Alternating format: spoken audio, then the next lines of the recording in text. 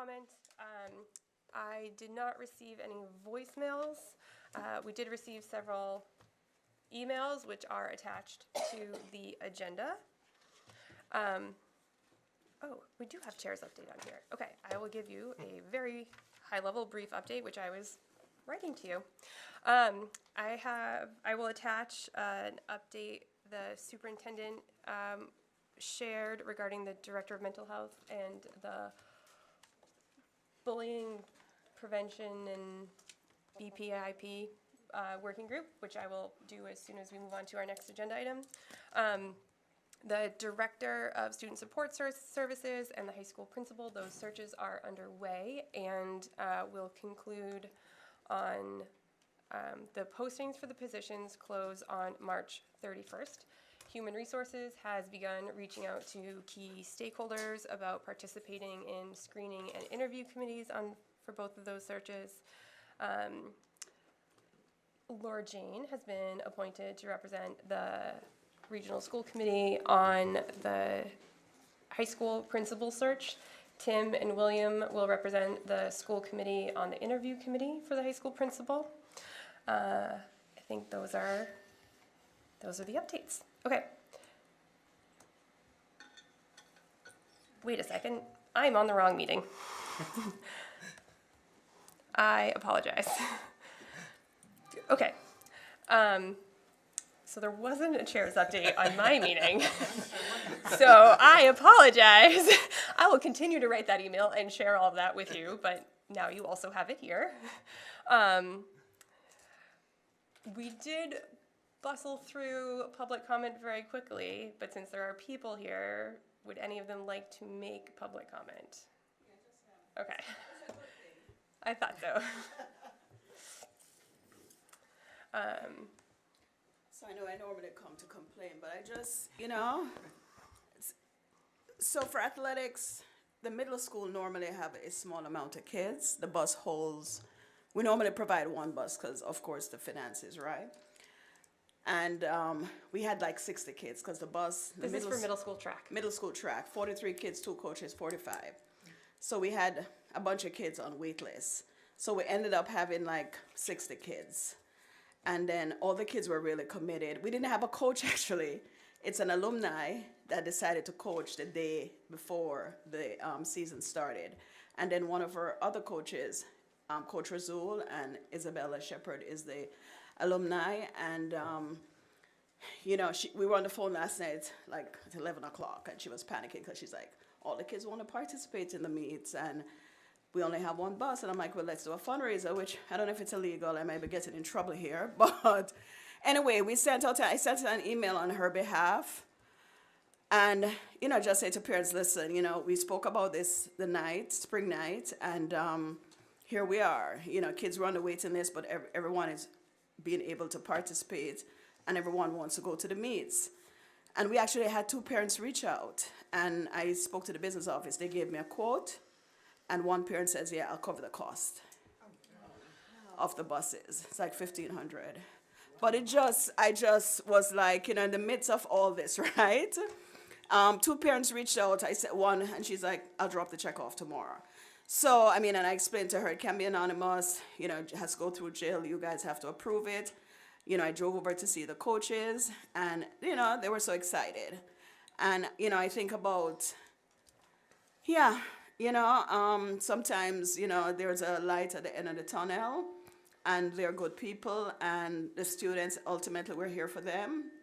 And, people reached out, and we're just, the coaches are amazing. And like I said, it was literally the day before that they did it. So we're able to have a program, and we had 60-something kids. We're down to like 60.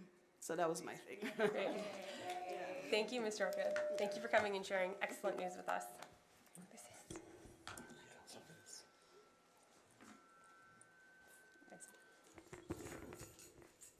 Very unhappy with me. I don't know. Okay. All right. So first up, or next up for the school committee is a school choice vote. At our last meeting, we had our school choice hearing. So for a little background, schools in Massachusetts can participate in the school choice program. It is up to the school committee to decide whether or not to participate in the program. If you don't vote, then you participate anyway.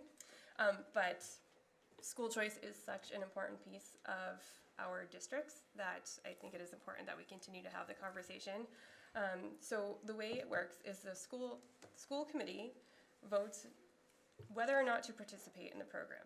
And then it is up to the administration and with the help of the principals, so the superintendent and the principals, to decide when and where those seats are available. So that depends on what current enrollment look like in classes and what anticipated enrollment can look like in classes. And then, so those slots, if there are options for those seats, become available over the summer.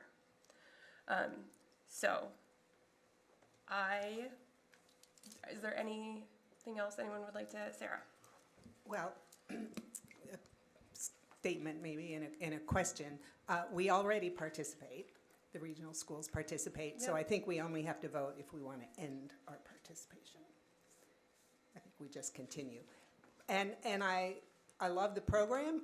I'm happy to continue it, but I think it would be good to have, maybe for next year, some data on do we break even on this? Can we tell? Do we make money? Do we lose money? It would be good to know, aside from the, sort of equity point. Cool. Thank you. Yeah. Anything further? Bless you. I will move that the Amherst Pelham Regional Schools continue to be a school choice receiving district. Second. All those in favor? Excellent. Great. We are unanimous. In a second, we are currently trying. No one else is. Hey, Marta, can you hear us? 3 Tanya McIntyre. Do we need to take a moment for technical difficulty? Yes, we are having some technical difficulties. If we could take 5 minutes. Okay, let's take a 5-minute recess to address our technical difficulties. Testing pretty loud. Yes. Yes.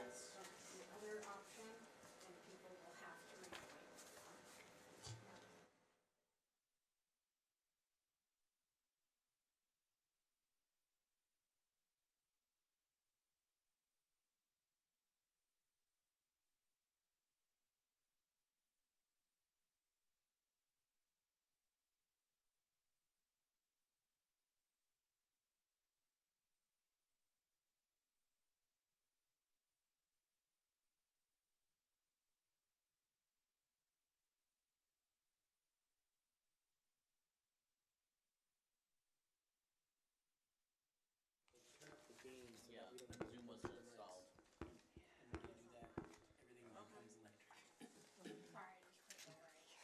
No, you're fine. I'm glad you know which this item. No, I dabble. Totally fine. You dabble. I dabble.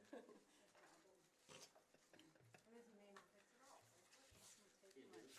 Isn't there supposed to be a light on the red box? There's no light. Oh, maybe it's unplugged from the other side. Yes, I have figured out the issue. Excellent. The back. They kicked everyone. They have to wait for them all to come back. Yes. No, into the computer. It just needs a power source. We're just warming up for you, Bridget. Someone must have unplugged it. That's me. And now you see why I have to tape along the charger on my desk.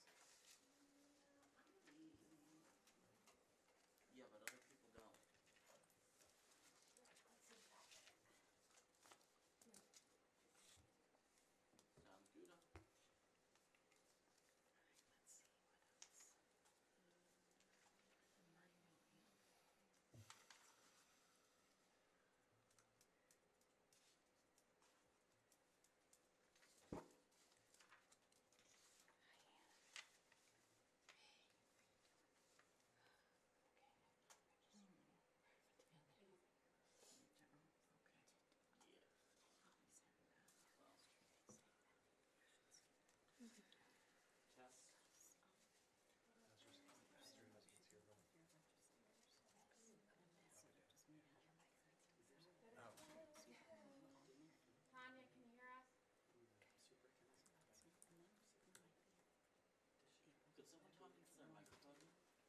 Testing. Speaking, Tanya, can you hear us?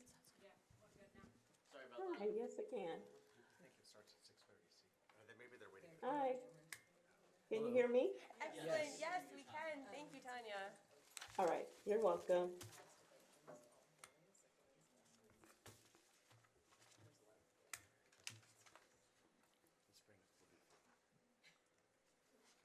We are good to go. Sorry about the Excellent. inconvenience. No problem. Okay. Fantastic. All right.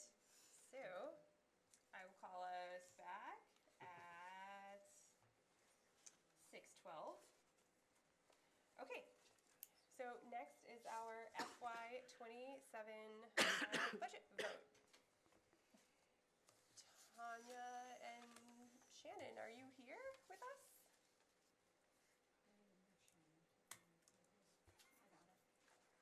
You got it? Hi, can you hear me? Yep. I- Yes. I'm losing internet, so I'm not sure if you can hear me or not. There it goes. Hello.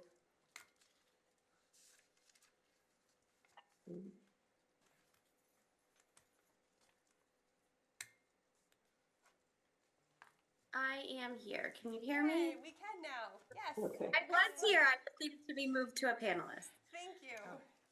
Okay, take All it right. away. I'm going to quickly share my screen, and I think you can all see it now.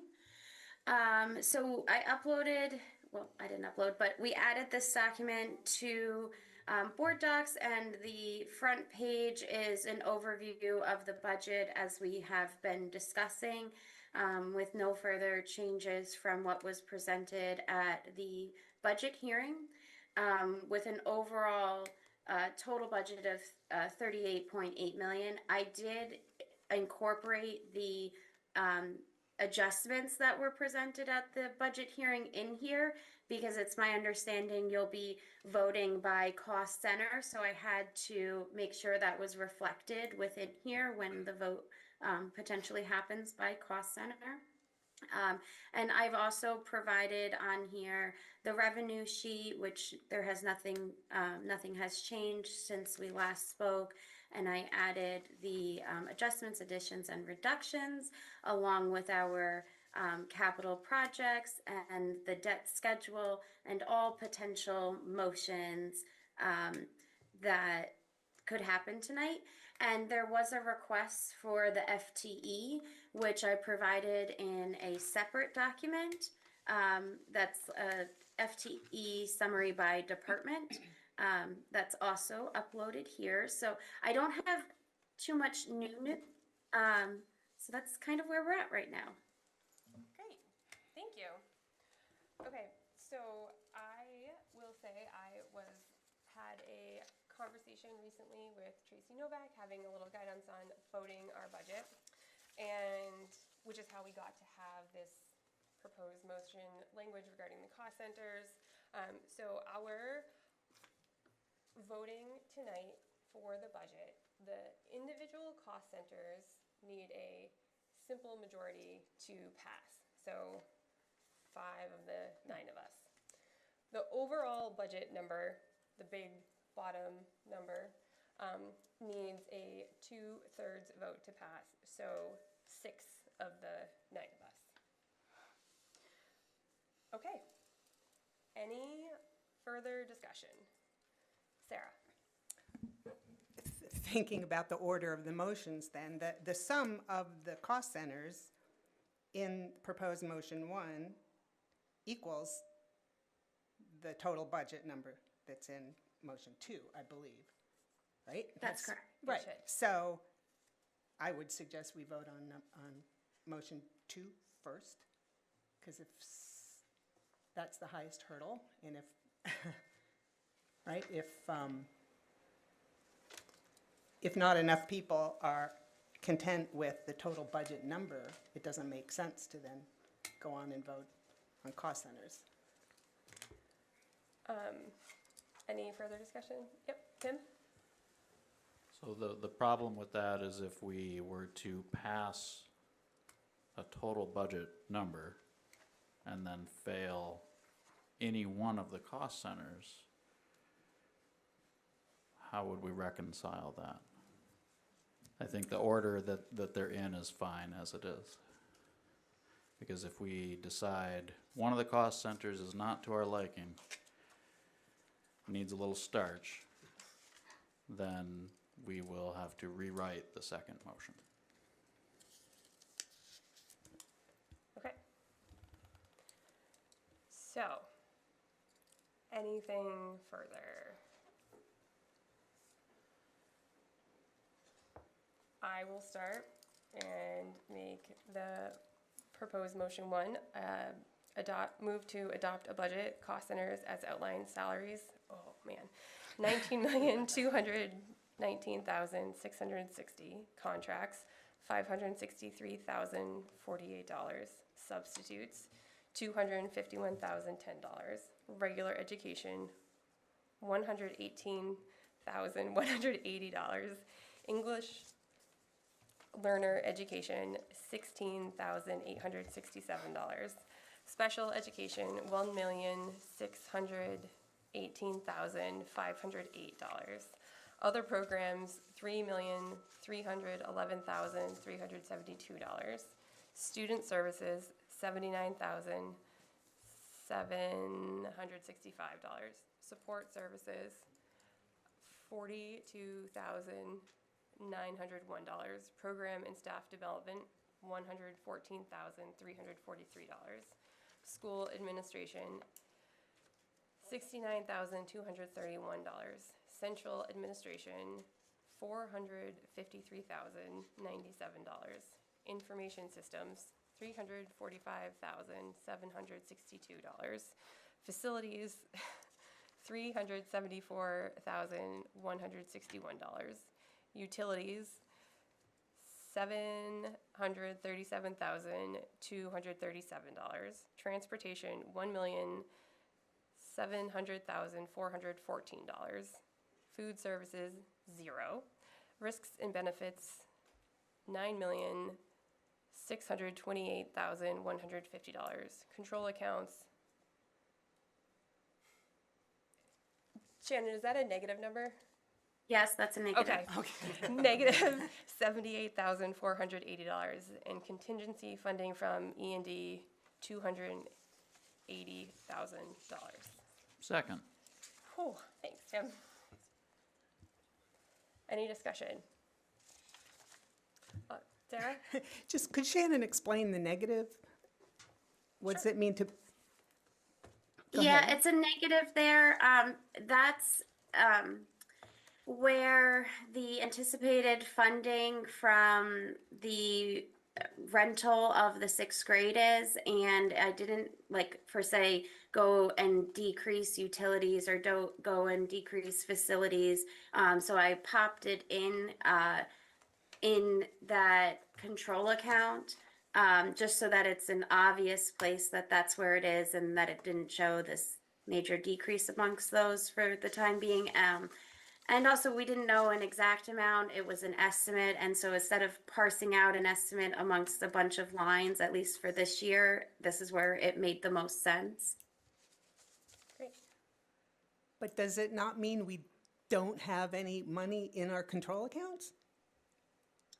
And don't we need some? So that's a sum. So actually, we don't actually charge costs in the control accounts. So at the end of the year, that number should ultimately be 0. But that's the budget to overall reduce the total budget. Does that make sense? Okay, that's right. And then we move money out to the other cost centers if necessary, yeah? Tim, was your hand up before? Did I miss it? Okay, Laura Jane? Apologies if this is obvious, but what is other programs? 3,300,000, Yeah. 1,100, yeah. That's our school choice assessment, our charter assessment, and VOC tuition. Great. Thank you. Okay. Thank you. All those in favor of proposed motion 1, please raise your hand.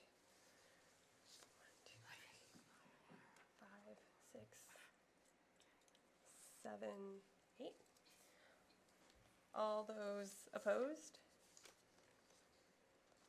No abstentions, no absences, so that motion passes. Did you say 8? I did. Laura Okay. Jane voted opposed. Oh, I thought you said none opposed. Okay. One opposed? Okay.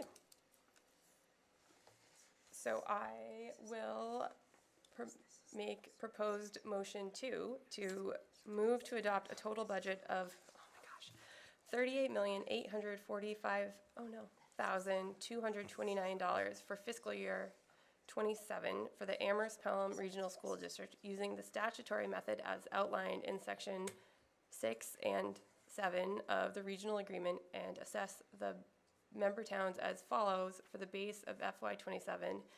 Amherst, $20,555,001.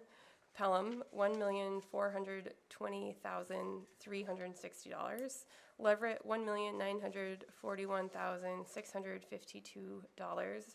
Shutesbury, $1,806,020, with the understanding that due to the excess amount within the E&D, each town will have a reduced amount in their FY27 assessment only of Amherst, $20,434,781.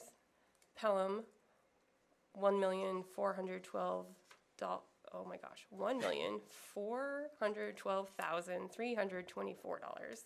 Leverett, $1,930,644, and Shutesbury, $1,793,633.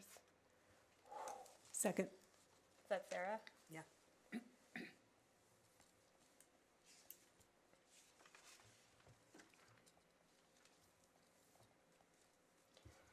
Any discussion? Just, you said 33 at the end and it's 63, but it's written correctly. For Shutesbury, Yes. $1,793,663. Yes. Okay, sorry, thank That's you. okay. I don't know if There's it a matters. lot of numbers happening in there. Deb? So what happens next year? Do we go back to this as the base, the numbers that you've just, so we go back to the First The set of first set of numbers, so numbers like is Amherst the is base. 20,555. okay. Any? That's all? Okay, great. Any further discussion? All those in favor, please raise your hand. 1, 2, 3, 4, 5, 6, 7, 8. All those opposed?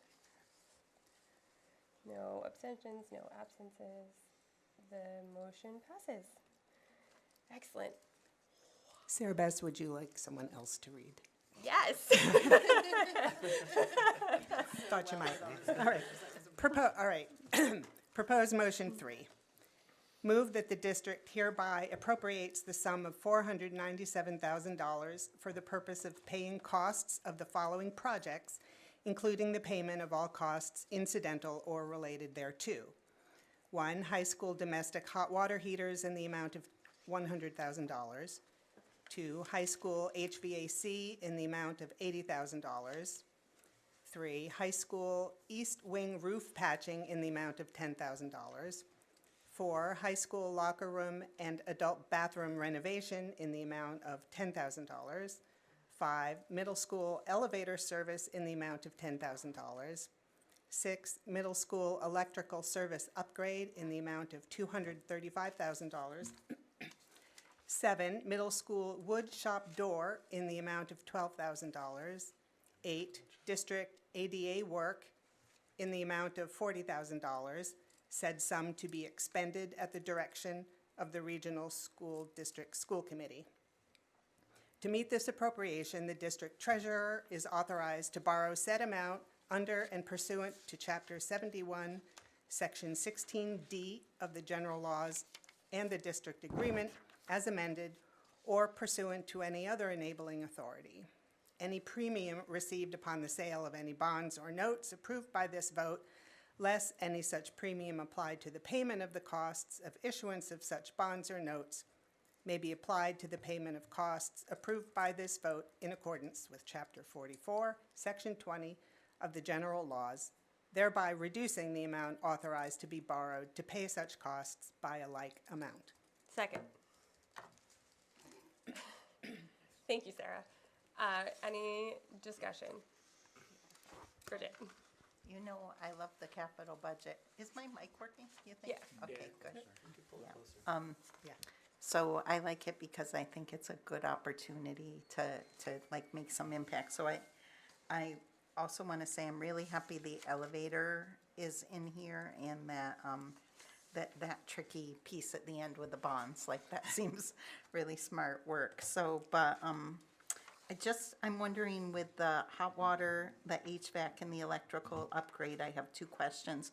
What type of infrastructure are we investing in? And what's the amount of the total HVAC needs at the high school that this HVAC covers?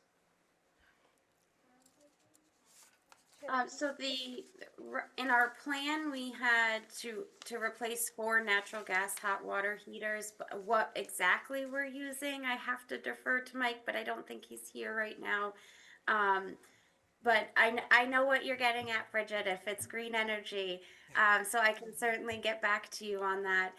In terms of the HVAC at the high school, we're replacing the suite and air handlers in room 201, 203, 205, and their vents and their temperature control.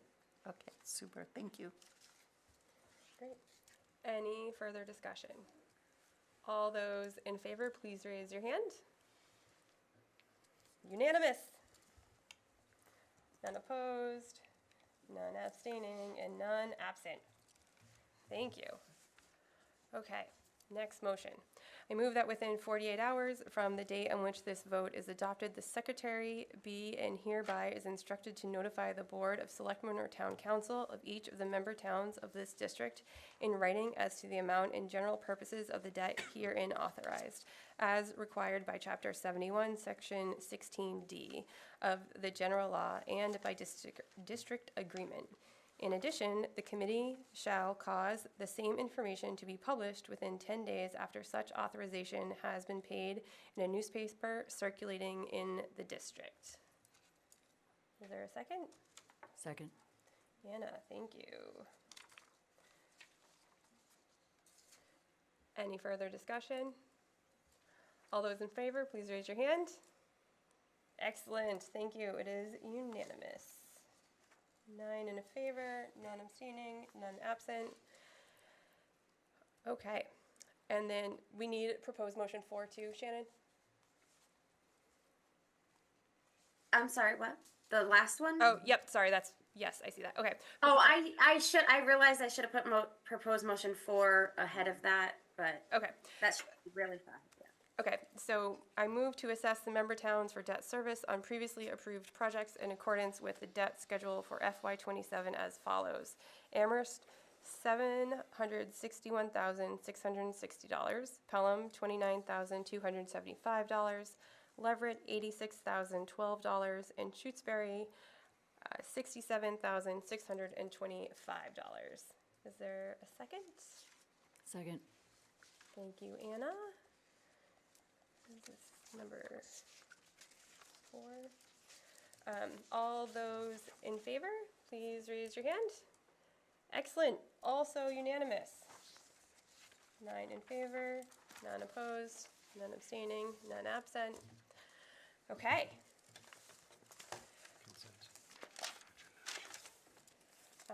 So I will move to approve our consent agenda. Second. Any further discussion? All those in favor of approving the consent agenda? Excellent. It is also unanimous.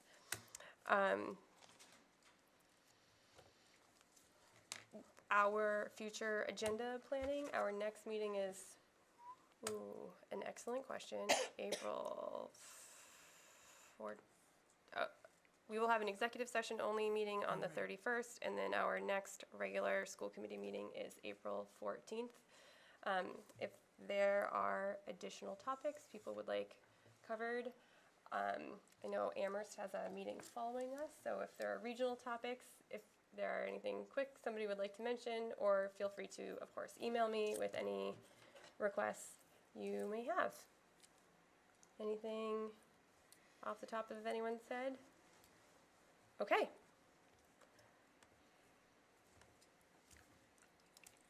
Anybody want to make a motion? I move to adjourn the regional school committee. Second. All those in favor? And we are adjourned at 9:32. We did it. 6:32. I mean, at 6:32. And we 6:32. did it in 30 minutes. And And had to take a recess.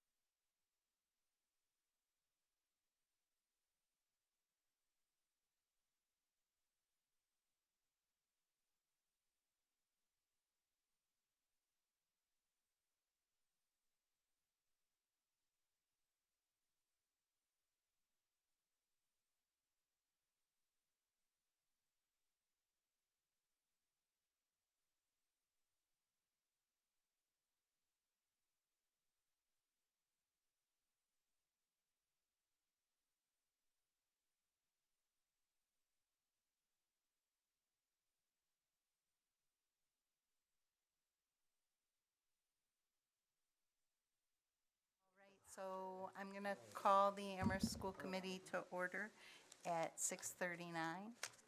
And we're going to begin tonight with public comment. Can we start with Laura von Steinman?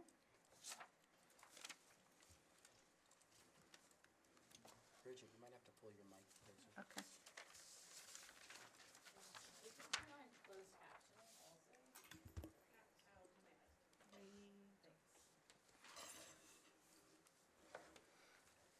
Good evening.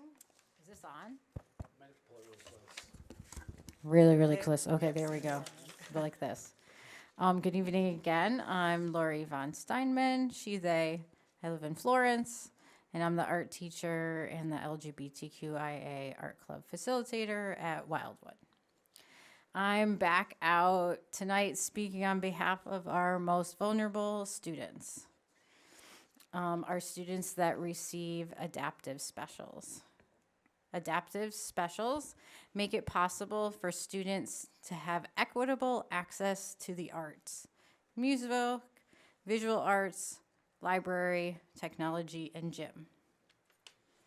Online, the Massachusetts Office of Disability section on disability rights and education states that students have equal, I would update that with saying equitable opportunities to participate in educational programs.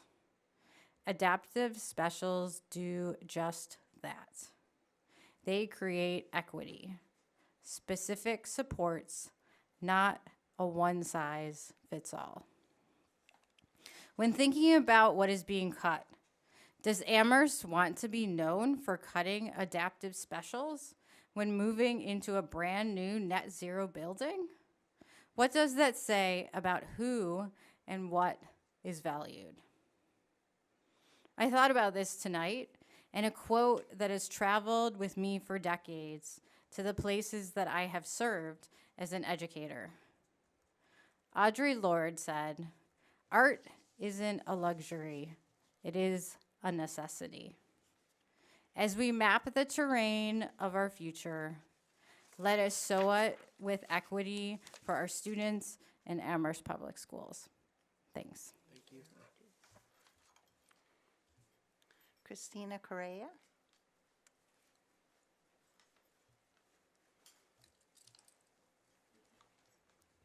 Hi, my name is Christina Correa, and I'm one of 3 reading specialists at Fort River. I live in Hadley. I would like to speak with regards to the proposed cuts to reading and math intervention. As staff, we've been given little information on what exactly the proposed cuts are, so it's hard to know exactly how to advocate, but I am advocating that there are no cuts to reading and math intervention. I would like to reiterate what my math colleagues shared last week, that math and reading intervention are currently closing the achievement gap by providing personalized instruction for students to help them meet their grade level benchmarks. Providing this instruction saves the district money over special education referrals and meets the precise needs of our students. So therefore, I believe that no cuts to reading or math intervention should be made.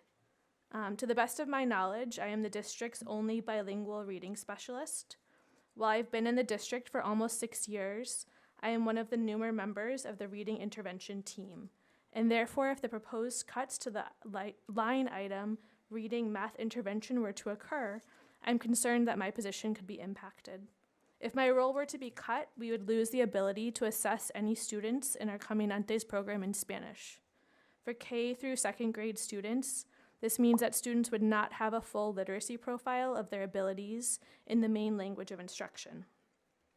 Beyond assessment, I am the only reading specialist providing Spanish language reading intervention to our native Spanish-speaking students. One of the founding goals of the Caminantes program was to elevate Spanish and to increase the educational outcomes for our Spanish-speaking students. I strongly feel the need to advocate for these students. This group of students is already at risk for being over-identified for special education, and eliminating the only Spanish reading intervention role would jeopardize this group's access to targeted literacy instruction in their home language, which research proves has far superior educational outcomes for students. Fluency in Spanish reading not only allows my students to become literate in their home language, but to have stronger outcomes as they bridge from Spanish to English reading. Cutting reading intervention would impact this educational outcomes directly for this specific group of students, and that's my big concern. So again, while I spoke mostly to my own experience, I encourage you to please maintain our current roster of reading and math intervention teachers in order to ensure the best educational outcomes for all of our students and to help further close the achievement gap. Thank you. Thank you. Yes. Vince O'Connor.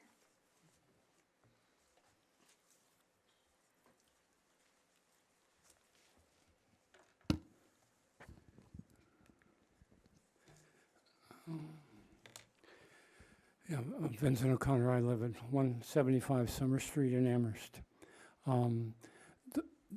The point that I'd like to make primarily is that this is the one component, because it's an Amherst activity and not a regional activity, it is included in the manager's budget. But by law, it is the only component of the manager's budget where the amount can be raised above that recommended by the manager, and that is in the state law regarding school budgets. So keep that in mind. There are, I think, very close to a majority on the council to vote the school budget voted by the school committee, and therefore I highly recommend that the school committee vote the budget that they believe is educationally sound. You are not the finance committee. You probably have heard from them. You are not anyone else but the school committee. You are elected at large, of which only 3 members of the council are elected at large. And I do believe you have a responsibility to present to the council the budget that you believe is most educationally sound.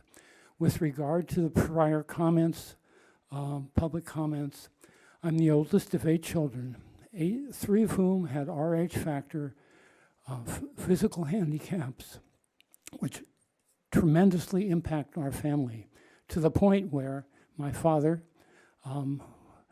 when he got a position in the state government as a judge, lobbied heavily for legislation similar to that in Massachusetts that provided care for kids with disabilities and for the families of those children, because I watched our family be highly impacted by that. So I have a history in this. I feel very strongly that serving children who need additional and specialized services is just the essence of doing what is right. So please keep in mind, give the council a chance to vote their conscience, to vote their beliefs. Do not act like the finance committee, and do what is right educationally for the children of this district. Thank you. Thank you. Thank you, Vince. It's Stacy Dufour. Yeah. Hello. First, I'd like to apologize because I just realized today that there's a quote in the paper from me that said that I think that we're failing as a district in context of talking about the review. I was using language that used to be part of the DESE lingo for reviews. And if you were a failing district, quote unquote, you were then placed under the kind of review that we might be facing in the fall. Not that we're failing as a district in that we have great teachers, we have great administrators, we have great committee members who work really hard. So I don't believe that I was misquoted. I'm not accusing a reporter of anything like that, but I think I might not have been clear what I meant by failing. And they don't use that language anymore, so that was what I meant. I wanted to say that. Second, in terms of the budget, I'm very concerned that we don't know what services we share with the region, Amherst and the region. And my understanding is that the committee doesn't know that either. How many positions are shared and what the percentage is that you are paying for is crucial. And your fiduciary responsibility is such, you should not actually be passing a budget if you can't say how many people you're employing under their contracts and what percentages they are. It puts you at risk for liability for workman's comp. If someone gets injured and you can't prove how much they work at one place or the other, that's a problem. For seniority, when there are rifts, it's hard to determine who has seniority. If you can't say who the employer of record is, you can't manage your budget for your future output for retiree benefits and insurance. And I know that's challenging if that doesn't exist right now, for you to be able to pull up a piece of paper and say, yep, we have 15 employees that we share. And that maybe it's tempting to push it off till next year's budget. But you really, I just feel like you can't pass a budget if you don't know where your money's going and what you're paying for. So that's all I have to say about that. Thank you. Thank you. And Francis?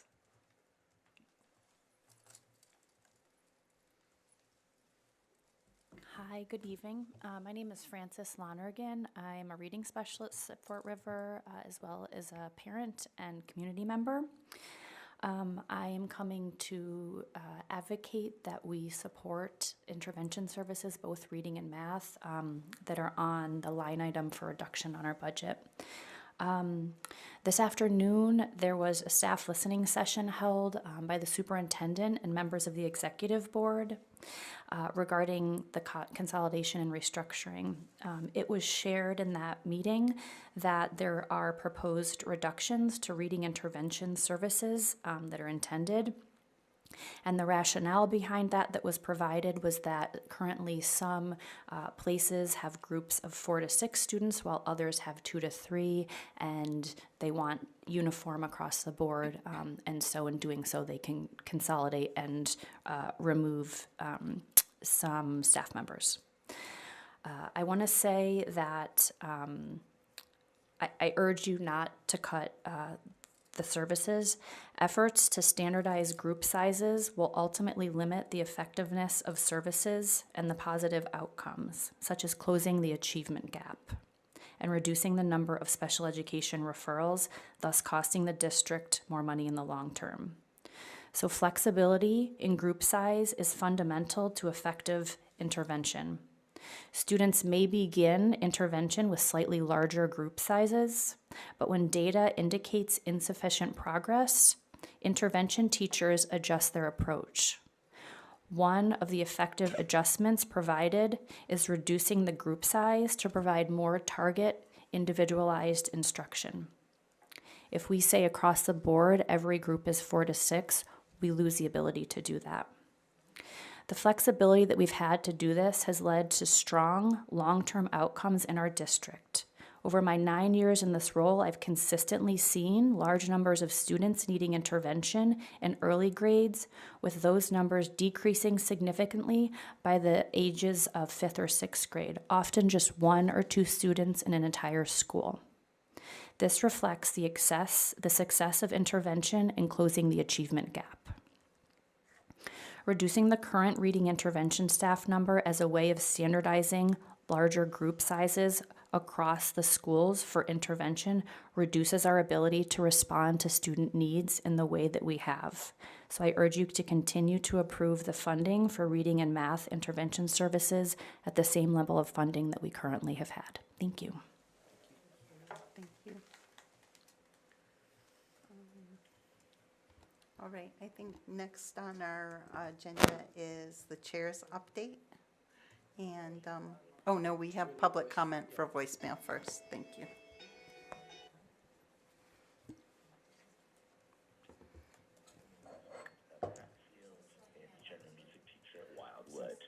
Oh, there's I just wanted to wrap up. Oh, okay. What's that? I'm sorry. Stress. Let's go ahead with the voicemails, and then there's somebody in the hybrid audience with their Hello, my hand name up. is Sean Riddle. I am a resident of Hatfield and a general music teacher at Wildwood. I just wanted to wrap up my thoughts as the phone line went off, but our most vulnerable students, if adaptive specials are lost, I am worried that students in the ALC program, AIMS and Building Block, won't have a way to access this state-required curriculum, and that we as special teachers will be pushed to our limit trying to meet their legally required needs in the classroom. And to add on to that, currently, we special teachers at Wildwood have to know and effectively implement at least, I would imagine, 100 or more, maybe 120 at most, IEPs and 504s. These are legally binding documents, and that number enough for one teacher is already a lot to have to manage. I have to repeatedly throughout the week go through and double check students' IEPs or 50, noticing they're having some issues in class, and just reminding myself to continue with best teaching practices. Amethyst-Brook is going to have double that number of students on 504s and IEPs, and having one special teacher have to manage all that information, figure out how to effectively implement those students' legally required adaptations in a general ed class that meets once a week for 40 minutes seems next to impossible, and I'm worried this is going to lead to burnout amongst special teachers, prevent equitable access to a fair education for our most vulnerable students, and also cause us to possibly lose some of those students if they're not receiving a fair education. So please consider better options that maintain the specials programs throughout Amherst Public Schools where they are now, because while this can work on paper and could probably work in the short term, I'm worried what will happen within 5 years, and if we'll be able to continue the wonderful education opportunities we provide our students. Thank you.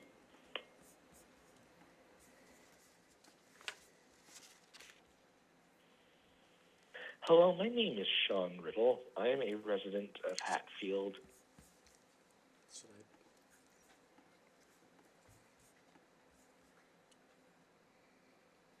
Hi, my name is Ariel Templeton.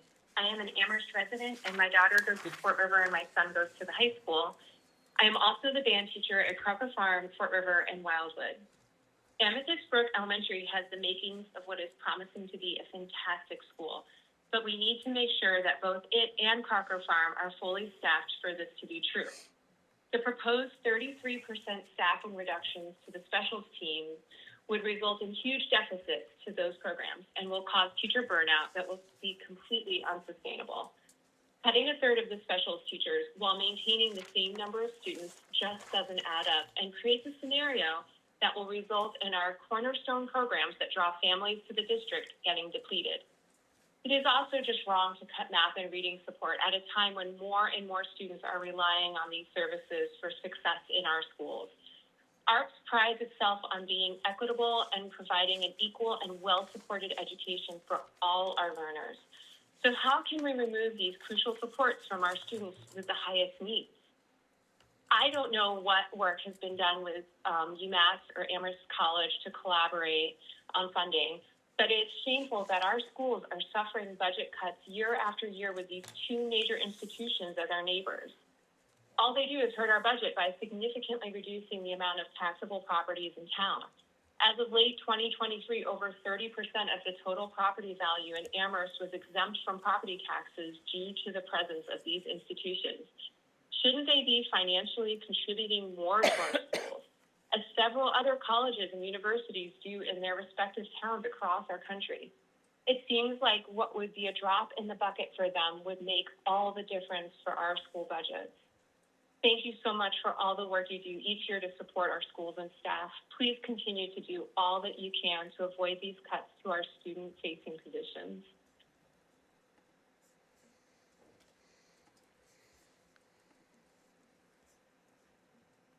Hi, my name is Ariel Templeton.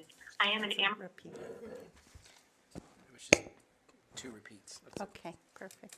And so we have one member of the audience online. Can we bring them into the room? I'd like to comment.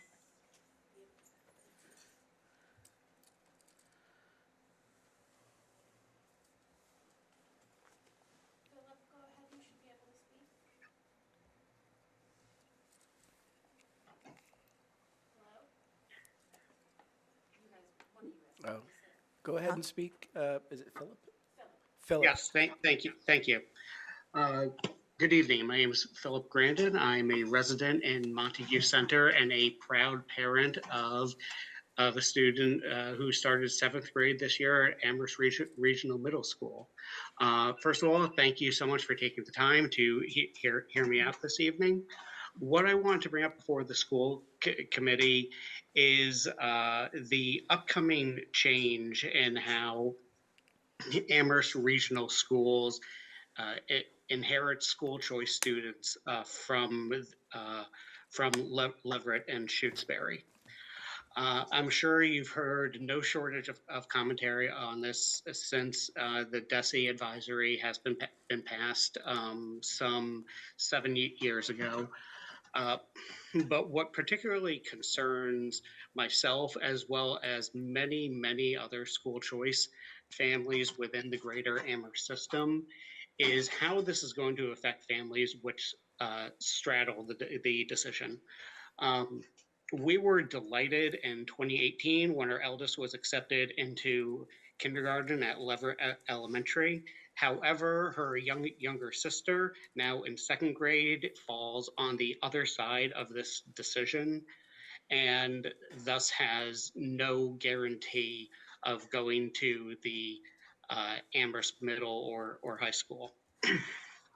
Having been an educator in Massachusetts for 20 years, I've had the distinct pleasure of being able to teach in a huge diversity of school systems, urban, rural, large, small, vocational, and otherwise. And the one consistent thing which I have seen, which is the best predictor for how well students do as a whole, is the strength of the community. Amherst has a lot to be proud of as a school district. Amherst Regional Schools has spent decades building an incredible program which helps a huge diversity of students across across a wide geographical range, and Amherst can be counted on quite simply to have fantastic results. We have been active members in this community for many years. Our eldest has thrived as a member of the Amherst Middle School, being able to grow academically and socially in an environment which most often people cannot, is nothing less than a miracle. However, what incredibly concerns us is when her sister is rising up to middle school at the end of 6th grade, she could very well be facing a radical restructuring of her support network during a critical stage of development, which does in fact run the risk of setting her back academically. I wanted to speak this evening to strongly support the school committee in maintaining the current relationship of inheriting school choice students from the regional district. Thank you, Philip. All right, thank you for your time.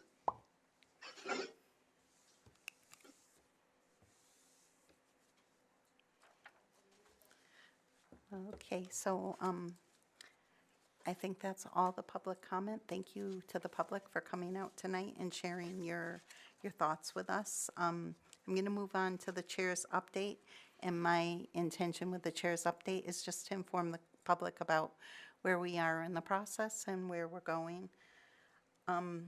Tonight we have some school committee and the superintendent's updates, and those documents are attached to the agenda for people who want to look at them. And we're beginning a conversation on our communications plan. But first we're gonna tackle 2 big parts of our biggest item, our fiscal year 27 budget. We'll talk about how we approach our budget votes, and that's the cost centers discussion, and then what we need to know to take that budget vote that we'll take next week. I want to thank the district and everyone in central office who worked hard on this consolidated budget that is adding 2 school buildings and closing others. So there's a lot of moving parts. They're navigating a significant structural transition and facing real cost pressures. The consolidation is doing some of the heavy lifting, but mandated services, contract obligations, and health insurance mean that the budget still grows by about $2 million year over year. And the leadership team has done a lot of thoughtful work in problem solving so far, which will continue tonight now that we've heard from our public. It's inevitable that with the structures of these new schools that our committee has a lot of questions. And so we're going to do our due diligence and consider our next steps thoroughly. And we'll put all of that forward in our discussion tonight. Take our final vote next week, and then we'll send our best budget to the Amherst Town Council. So those of you who are following the process probably know that we're not the last word on what happens in this budget, so I want to make sure it's clear. But I want you to know also that what we send forward, we're going to do our best to honor our town, our constituents, and most importantly, our students. So next on our agenda is school committee and subcommittee updates. Does anyone have any updates on subcommittee or school committee? Thanks. Laura? I do have a brief update that I do have an update on the map, and I would love to share it. Is that possible for me to do that? What map, Laura? The map of the 6th grade move into the middle school. I'm not sure because it's not something that like. It's in the superintendent's update. Oh, is it? I Okay. don't know if it's you have a more updated one, but there is one that could be discussed then. You could talk about it then. I'm not sure, but why don't you go ahead, because I'm not really sure. Could I suggest what the rules are. It's not an agenda item, but also, like, this is the time if you just have a generalized update that you'd share it, so I'd say Okay. yeah. I did email both you and Deb, but I don't know if there's a way to project it, because I would like to just show you. I mean, we're not voting on anything tonight, but I want to share a little bit of history. Sarah, I see your face. You don't look happy. No. Well, it's up to the chair, but if the superintendent's update, I believe, includes the K-6, the work happening around Chestnut Street Academy, that perhaps that is the time when you could respond to what they've proposed and add your own information. It's up to Bridget. But. Does that work for you? And then in the meantime, you could share the document with whoever has projection powers. Who has in this projection room. powers? I think it's Megan. Magic powers. Megan, do you have projection powers? I think I would actually like to just give, if it's okay, I would just like to give a little history, and then when we get to the discussion, it'll frame that so it won't sound like I'm in any way debating anything that is coming up. I just want to share the story. Okay, so in 2022, the middle school staff and faculty got together and developed a plan to move the 6th grade. This was as the 6th grade was being planned to move into the middle school, and they came up with a plan, which I emailed. I also have some draft. I tried to print a few. So here I can maybe we can share a couple that it might make sense a little bit. I mean, I only have a couple, but Andrew, I'll explain that to you. So this is the school as it exists now. So you can see, based on, so in 2022, there was a committee that was formed, and the committee came up with this recommendation to put the 6th grade into what is called on this map the dark blue hallway. Don't know why. The advantage to the dark blue hallway is that there's a separate entrance so that the 6th grade students can enter not with where all the other students are entering. And there is, and so the 6th grade would sort of have one single hallway. When that came to the school committee, by the time it made it to the school committee, the then superintendent and the then director of curriculum and assessment made a decision to ignore the recommendations of the middle school educators and staff. And the reasoning was that they thought that the sixth grade should have their own bathrooms. And what that means, if that's the way that that ends up, as you can see from that version, maybe I can pull it up on here, or I might have it, I don't know, is that all of the 7th grade and all of the 8th grade would be sharing one boys' bathroom and one girls' bathroom, so that the 6th grade would have its own bathrooms. So instead of going with the plan that the people who work in the district developed, the then superintendent and the then director of curriculum changed the whole plan. And so I think that is where a lot of the new plan comes from, is from this sort of misguided approach, because the current plan as it exists matches that. But the plan to move the 6th grade into the dark blue hallway will allow the 7th and 8th graders to combined share multiple bathrooms, not just one each. So we're talking about 2 grades with 1 bathroom versus 2 grades with 2 bathrooms. It does not disrupt the 7th grade students who would be staying in the same classroom for the 8th grade, which we talked about. I think we heard from public comment last week. The students came and said this would disrupt us because the way the looping works is that the 7th grade stays in the same classrooms for the 8th grade. This would completely disrupt the single group of students who has any stability or any kind of ownership over the school, whereas everyone else, the 8th grade are leaving and the 6th grade are coming in new, so this would be fresh. And so, and like I said, the 6th grade would have their own entrance. The amount of disruption that this would cause, yes, too much time? Yeah, can we just like save like I think you've provided some facts, which are great, but like any opinions or that type of thing, let's have them as part of the discourse about the superintendent's update. And I don't know if you received the pictures that I tried to email. I will look, but I didn't see them as of Bridget, like. And then I was like, Deb, I wasn't sure who was sharing. As of like lunch, I didn't see them. No, but it that's was the like, last time it was I like looked. 10 minutes before the meeting. Yeah, no, definitely not, Okay. sorry. That's the end, that concludes my presentation. I was driving at that time. Thank you for not being on my phone at the same time. All right, so let me go back to my agenda. here. Bridget. Any other school Yeah. committee Yeah, so updates? the Elementary School Building Committee met, which is a town committee, and most everything is moving forward as planned. Walls are up, the interior is heated, we're on track for opening in the fall. There is discussion about revisiting what we're gonna call, I don't know, the rooms, the seclusion rooms, the blue rooms, what's the last word?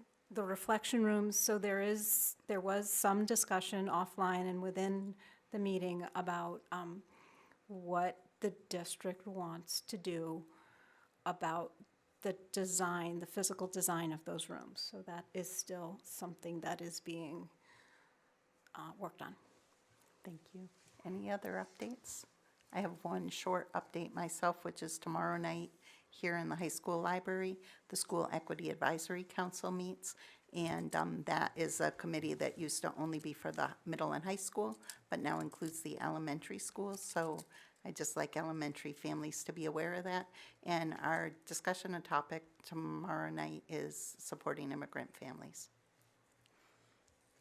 And let's see. So the next thing on the agenda is the superintendent's update. And Hi, Bridget. I'll be helping out this Oh, evening with brilliant. the superintendent's update. Thank you, Hi. Jen. Do you all need it to be projected, or can you see it? we can You have see it, copies but of it. there's people Okay. in the Zoom room, so it might be good to project it. Let's see. Let me go here. And I will just do a screen share and move on from here. Okay, so I'll start the superintendent's update with giving a warm welcome to our Administrator of Mental Health and Behavioral Services, Colleen Bogdanovich. She began March 16th, so this last Monday. And she brings over two decades of experience across behavioral health education, public safety, as well as policy leadership and education. Her focus has been strengthening mental health systems, supporting crisis response, as well as supporting schools and building community and partnerships between schools, families, and community agencies. And her work is grounded in trauma-informed practices, social emotional learning, and a commitment to all students having access to the supports they need.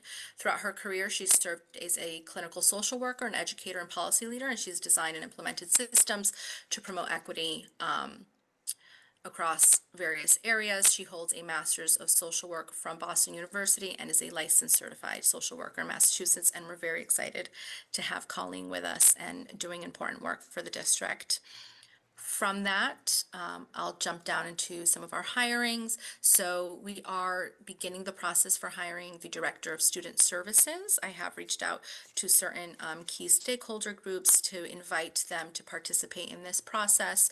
The posting is open until March 31st. We have posted across different platforms, including our own, and as well as shared it with our professional and community listservs to get some traction and get some viable candidates to apply. And so once that process begins, we hope to be able to also invite a member from our school committees to also participate in that hiring process, but we are excited to have that begin soon. I will then reach down to further to just give an update on the bullying prevention and intervention plan working group.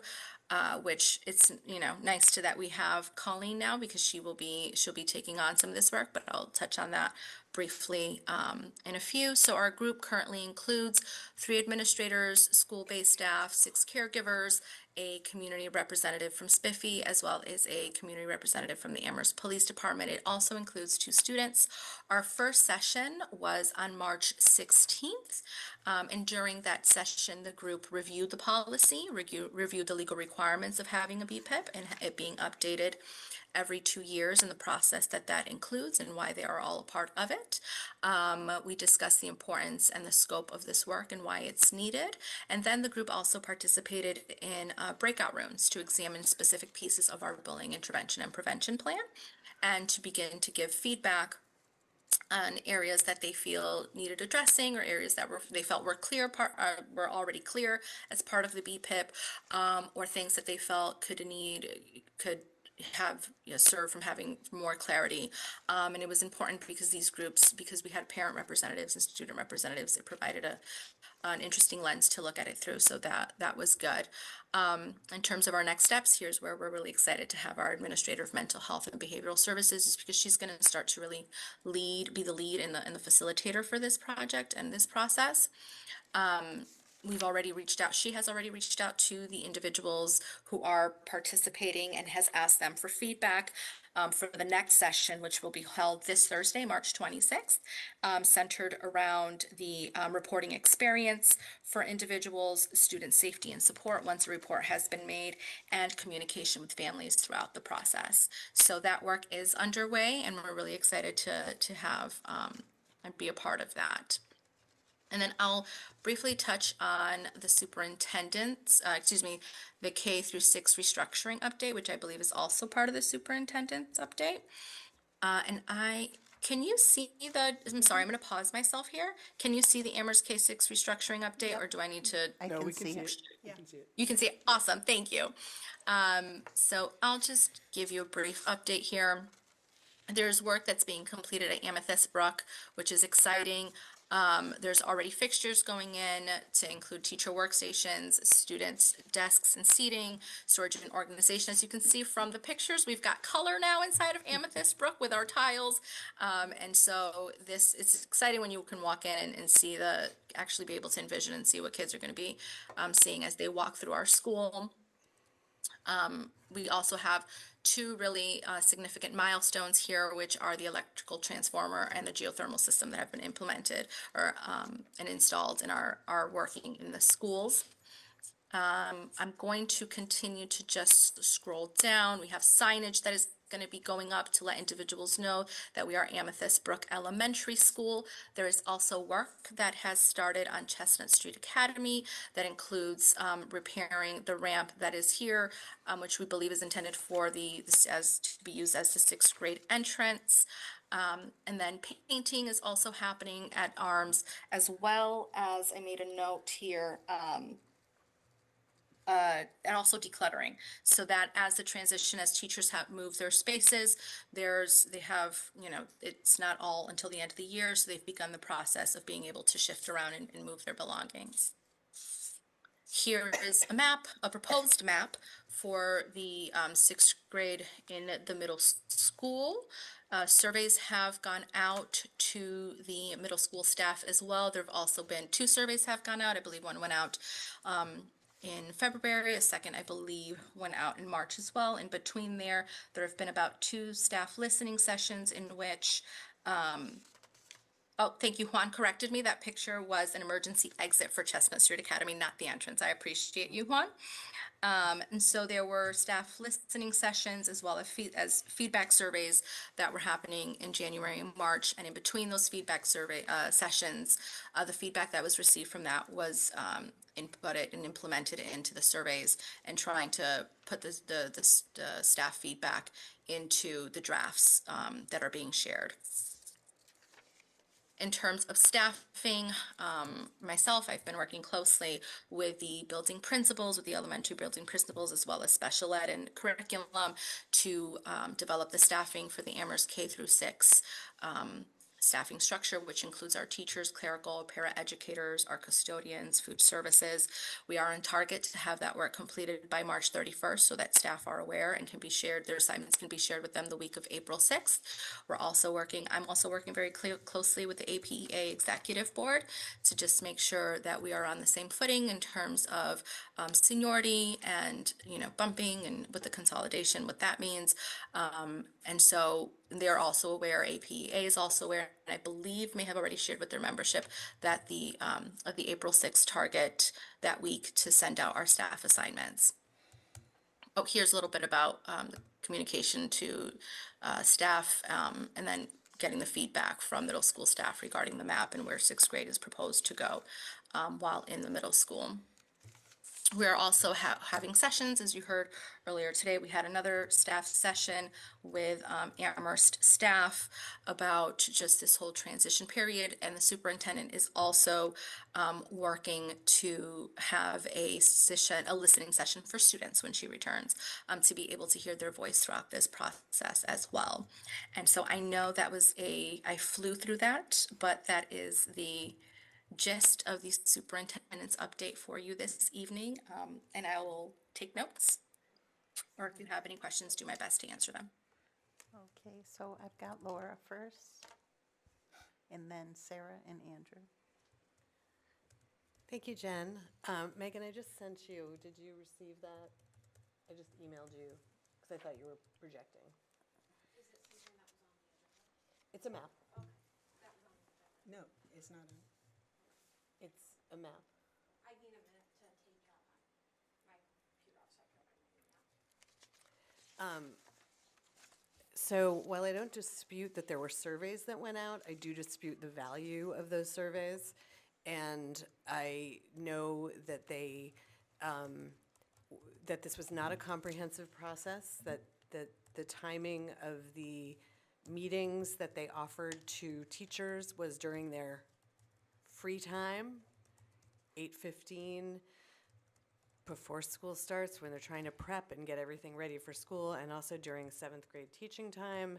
So if we're gonna actually do a meaningful assessment of what the educators and the staff and the students feel, it has to be done in a neutral way, not by our district.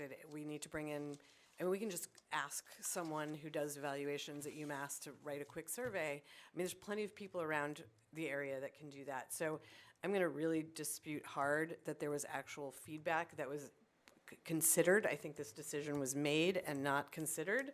And I'm gonna keep pushing back on this, because to give the 7th and 8th grade one boys' bathroom and one girls' bathroom so that the sixth grade can have one boys' bathroom and one girls' bathroom is completely inequitable. And I believe that there was some anxiety expressed by parents back in 2022 that their children would be exposed to things in the bathrooms that they don't want their children exposed to, but the reality is that everyone's going to be in the same building, and we're trying to stop vaping anyway, right? It's not like the goal is to keep that. So I did want to show everyone what the current situation in the middle school looks like, because I don't think it's fair to show the plan without seeing what the history or what it currently is. So hopefully it'll be able to be projected. Otherwise, I can kind of hold it up and point to how it works, but I don't know if Megan, are you able to see the map? So the first one's and upside one down. has If you joined us scroll to too. the second one. That's-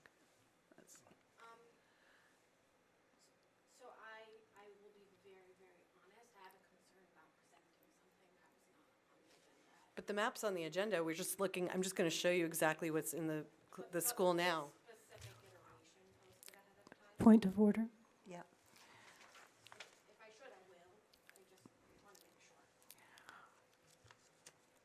During Amherst Town Council subcommittee meetings, oftentimes if something comes up in the course of the discussion, the chair will ask that to be added to the packet afterwards. Okay, all right, I'm okay with that. Okay, I just wanted to confirm. No, thank you. Thank you, Thank you. I'm brand new to figuring these pieces out, and we'll be really happy when Deb is back too. This is why I'm never going for chair. Thanks, everyone, for helping us figure that out. Megan, I do want to apologize. The first map is upside down, but that's the current one. And then if you roll it to the second page, I Is can this show what you. you want? Is this? Okay, so that's the one that needs to be turned Oops. upside down. Okay, so this is my edits are the map as the second floor currently exists. So that back hallway, the dark blue hallway, that is currently world language and SPED. The sixth grade classroom is currently SPED. And then you can see that the core classrooms are all along both sides on the left and the right. The 8th grade core classroom, 7th grade core classroom, the ELL classroom. If you scroll up a little more, and then you can see there's a girls' bathroom there. There's a girls' bathroom up there. That would be the 6th grade bathroom. The boys' bathroom up there. And then these are all currently 7th and 8th grade core classrooms. The teacher's lounge is up there, 6th grade. The one that says exploratory is the health for 7th and 8th. The one that's C5A is in-school suspension right now. The guidance office is where it says dean's coach lunch. And we talked about Bright before. I don't even know if there's actually a Bright program at this moment, but that's where they would be. So this is the current structure. To disrupt all of these students and mix them and push them all to the other side of the class of the school so that the 6th grade can have its own multiple bathrooms and the 7th, 8th grade can only have one bathroom each seems completely unacceptable to me. And I'm disgusted, and I'm honestly I'm saying this to the camera, I'm really disgusted by the lack of inclusion in the voices of the educators and the staff in this district. Period. So that might be more editorial than factual, possibly. I've got Sarah next. Thank you. I don't believe the Amherst School Committee has any oversight responsibility or authority over how classrooms are used at the middle school or any other space. As our agenda spells out, every time our duties are the employment, compensation, and evaluation of the superintendent, review and approval of a fiscally responsible annual budget, establishment of overarching educational goals, and development of policies as the guide for administrative action. This Andrew? has nothing Oh, to do oh, with sorry. any of those, in my opinion. I don't think it's an appropriate topic for our discussion. Of course, we want to receive updates on the planning from the superintendent because we need to know that the work is advancing in a timely fashion, and we want the community to know what's happening and for them to have the opportunity to give input to the principal and the administrators. I don't think it's any of our concern. I've got Andrew's next. Yeah, this question's for Jen. So I don't see an update about the AP for Chestnut Street on there. Are we still? Thank you, Andrew. Yes. Yeah. So, Are we still hiring? hi. Yeah.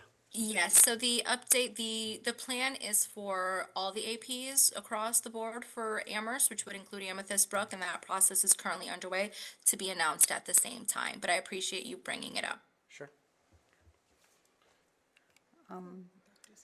I've got Deb next, and then me. Oh, and then Laura, I have you after that. And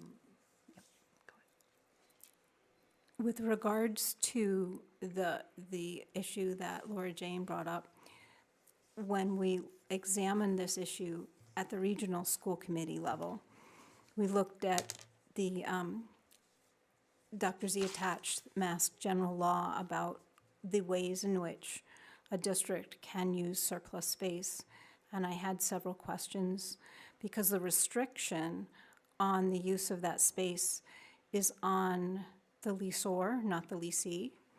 So I would encourage. Meaning arms.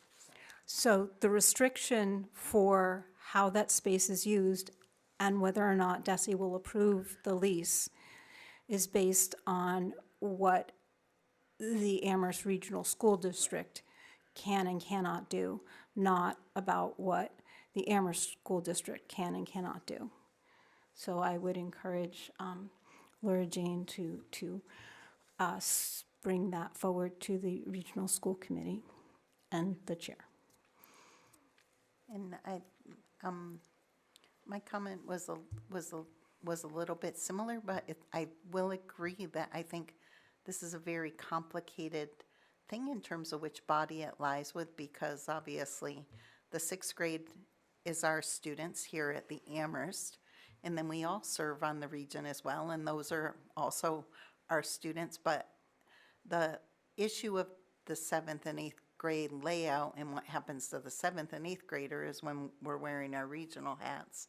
And now with our Amherst hats, I think looking at this map in terms of how it is for the Amherst students is like the purview of this committee, but that should go on to that agenda. But with our Amherst hat as well, we set aside money that was supposed to include dealing with the bathroom issue through JCPC and Amherst, and with the Amherst School Committee hat on. And so the issue overlaps somewhat slightly in some ways, and also I think mostly we want to make sure that when we send our sixth graders there, it's going to be a great experience for them, and so we've committed to that, so now let's go, right?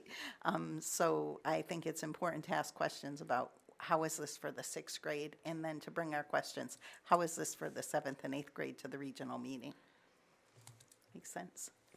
Thanks, So Laura. it is tricky, right? It's tricky to straddle these two different roles. And I do know that our mandate is 100% student experience and creating the best possible space for all students.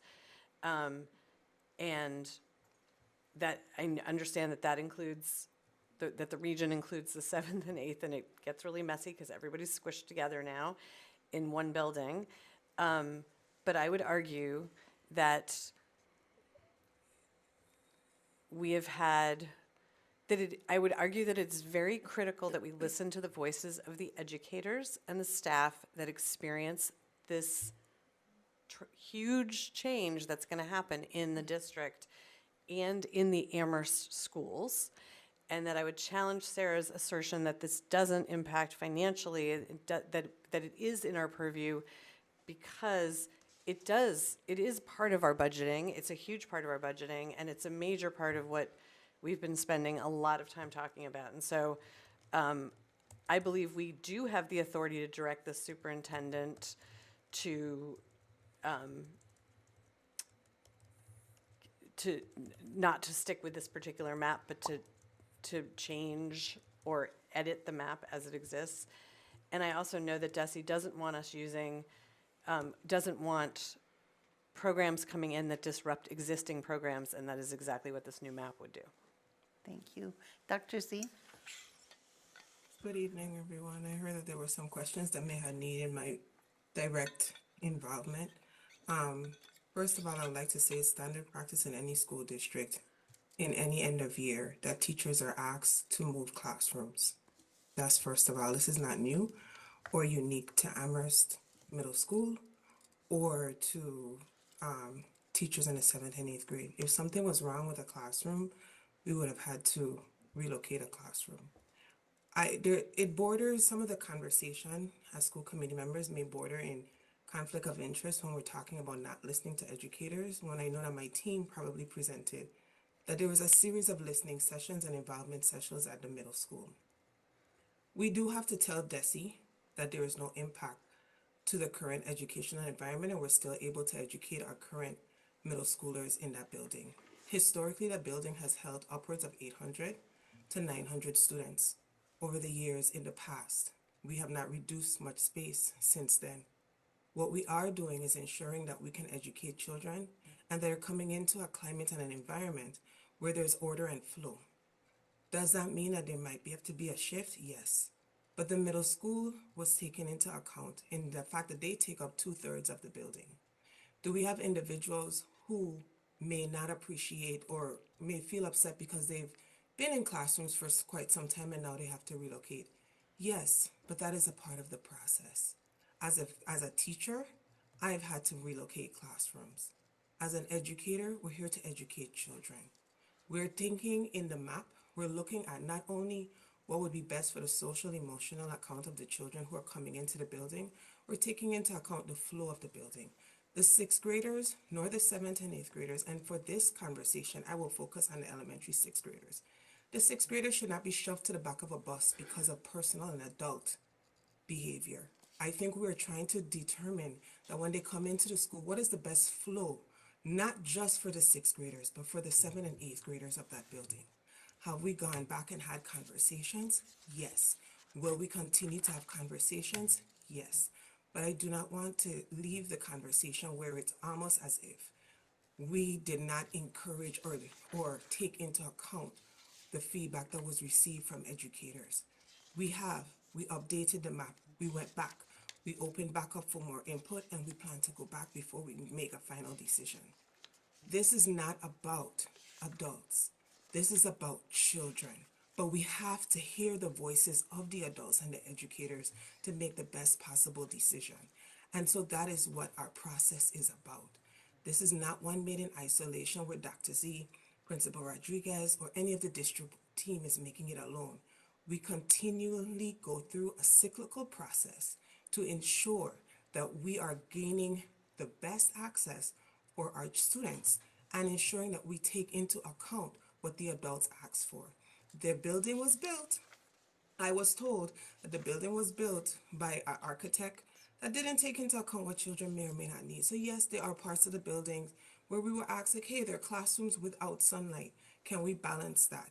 We looked at that. Hey, we're missing this space. We looked at that. Hey, we're even relocating the business office and our PD center out of the middle of the building so that we can account for additional classrooms. I would ask that this meeting not zone in on something that we've already outlined is not a part of this current operating budget, because we knew how integral and detailed we needed to be. One, with the lease, but two, with the proper layout of instruction.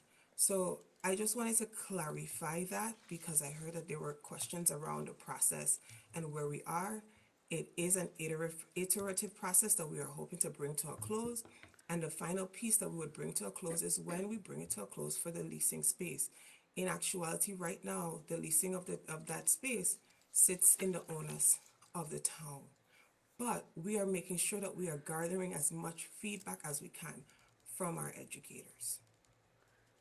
I think that we've had a robust discussion and we've started that. This may need to be on a future agenda item, the transition to Chestnut Street, because the other things ahead on the agenda are also pretty weighty.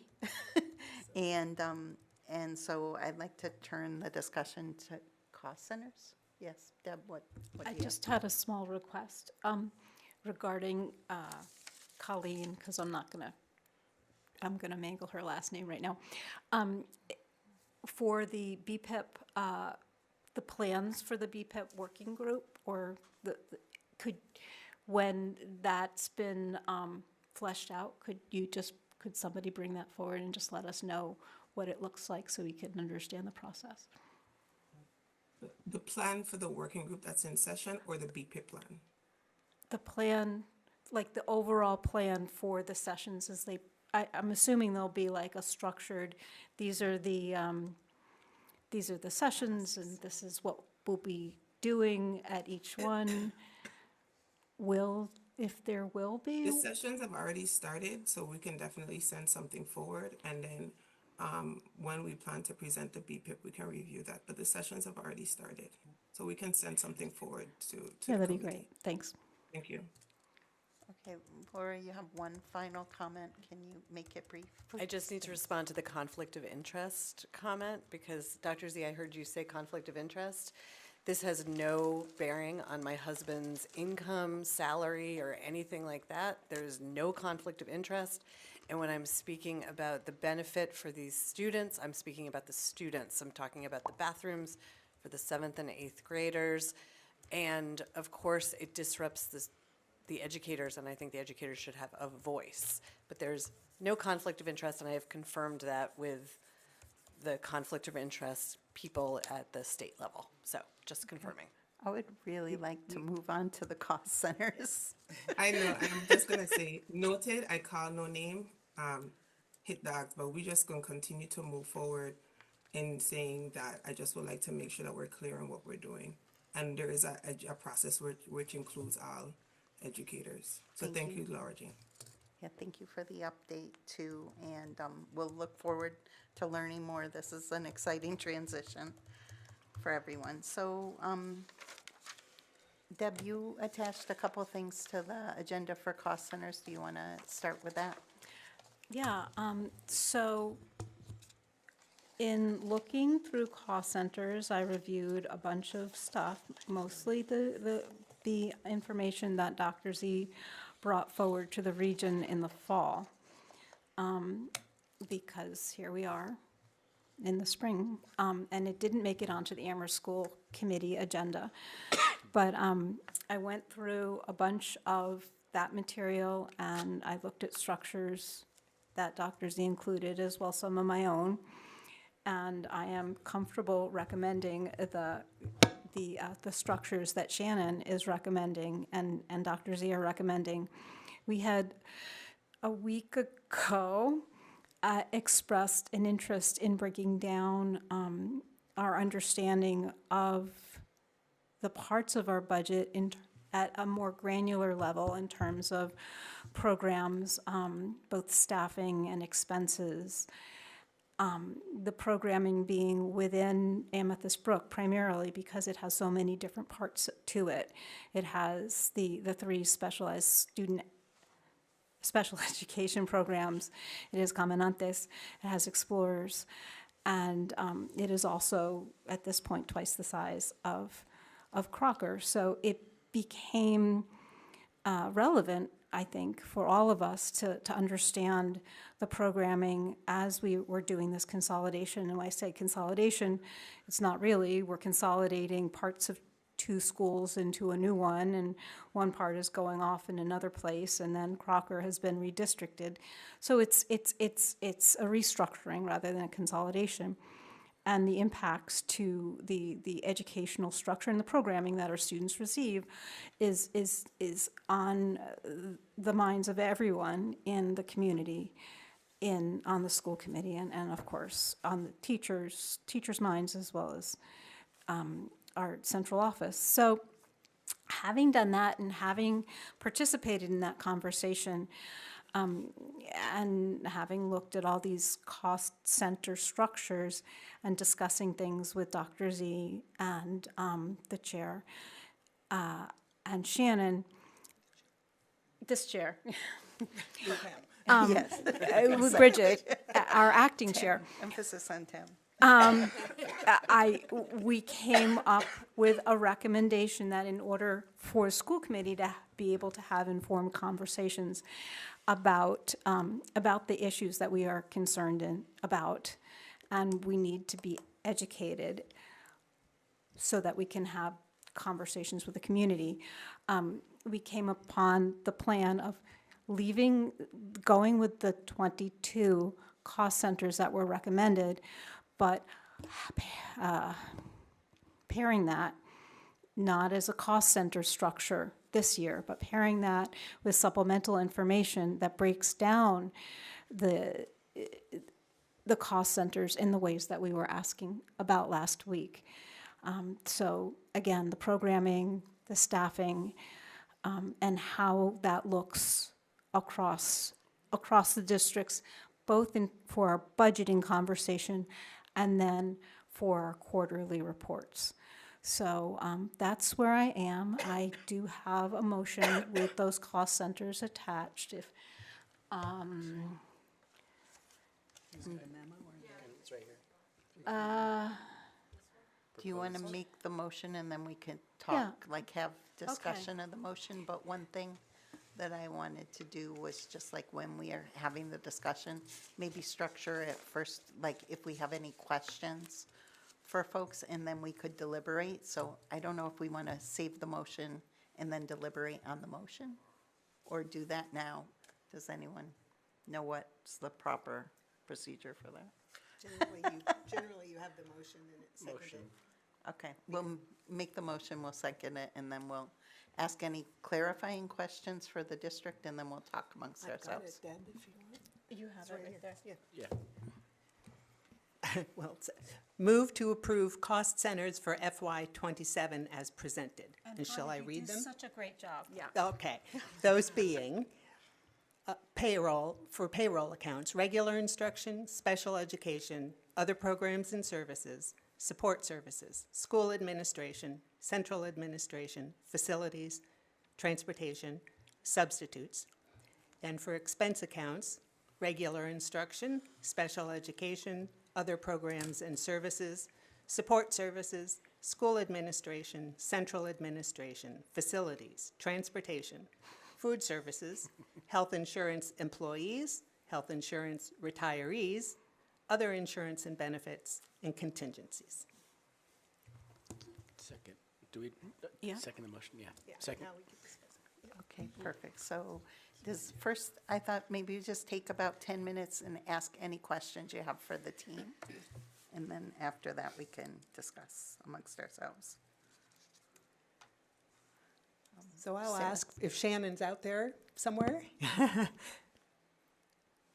I'm here. Is she? Okay, thank you. So it looks to me that what's changed compared to the cost centers we've been using and that we see in our quarterly updates and in previous budget books is an elaboration of the payroll accounts, Yes. primarily that. Okay, and perhaps a little breakout under expenses for health insurance. Right. Yeah. Okay, thank you. Any more questions for the team in general? Okay, Dr. Z? Hi, Deb. We might have attached the additional supplemental information under the budget section as well. So just so you're aware, there's a document that says cost centers FTE building breakdown. I don't know if you want us to move that up to this section. Well, Bridget, sorry. Yep, Chair. no, Thank you. I was actually going to raise that in my comment. I think when is looking through it, that we've got the cost centers here, but Shannon went ahead and provided all the information we asked for last week, and it's attached under the document that says cost center under the budget discussion. So I know I'm looking at it right now because that most of the questions I have about that document are related to the budget. But if you have questions related to the cost centers, related, when you look at it, let us know. I think though, maybe actually I do have one question, which is, where do both contracts and curriculum fall? So like if we're paying for iReady or a math curriculum or different things, where do those fall in the cost centers? And then where do our external contracts with James Levine or something like that? Where are those showing up in the cost centers for us? Yep. So things like James Levine, I will tell you their name is changing, but I don't remember what it's changing to. But that would be a special education expense that's non-salary contracted, so that would fall under special education. And then for curriculum, that would be under the I believe it's the support services, and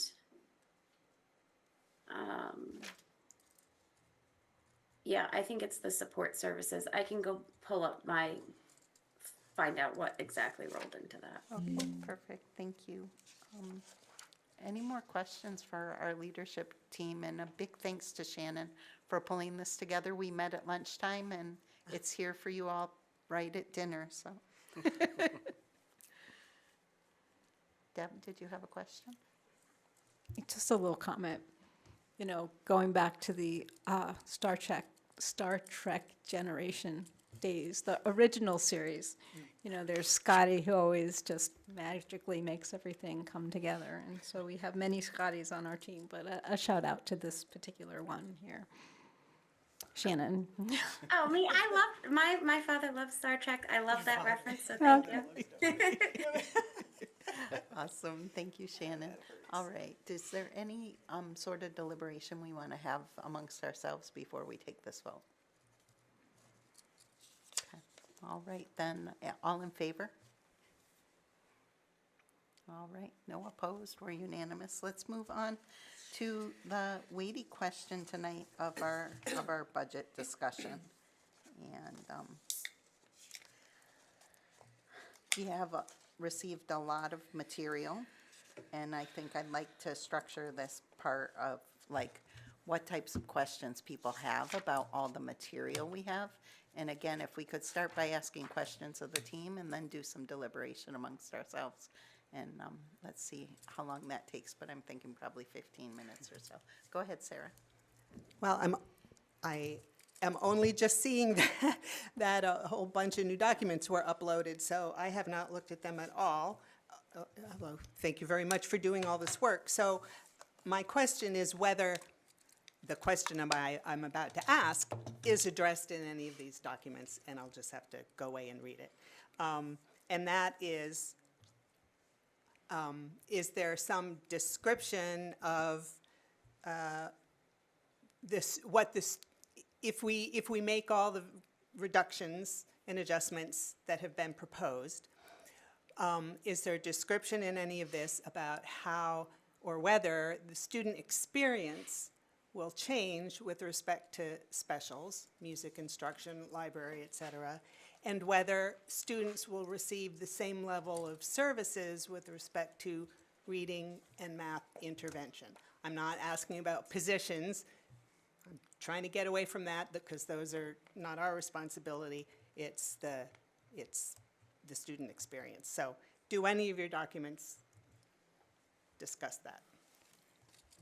Because we've seen the rationale for making the cut, but not what remains. What will it be like for students if these things are done? So I think that between the two of them, they can answer that. It may not explicitly state that, Sarah, but that's the intent. So I'm going to hand it over to Tanya, and then she'll pass it back to Shannon. Hey there, good evening. So in terms of what students would experience across, let's say, specials, I think is where one of the sections you were talking about.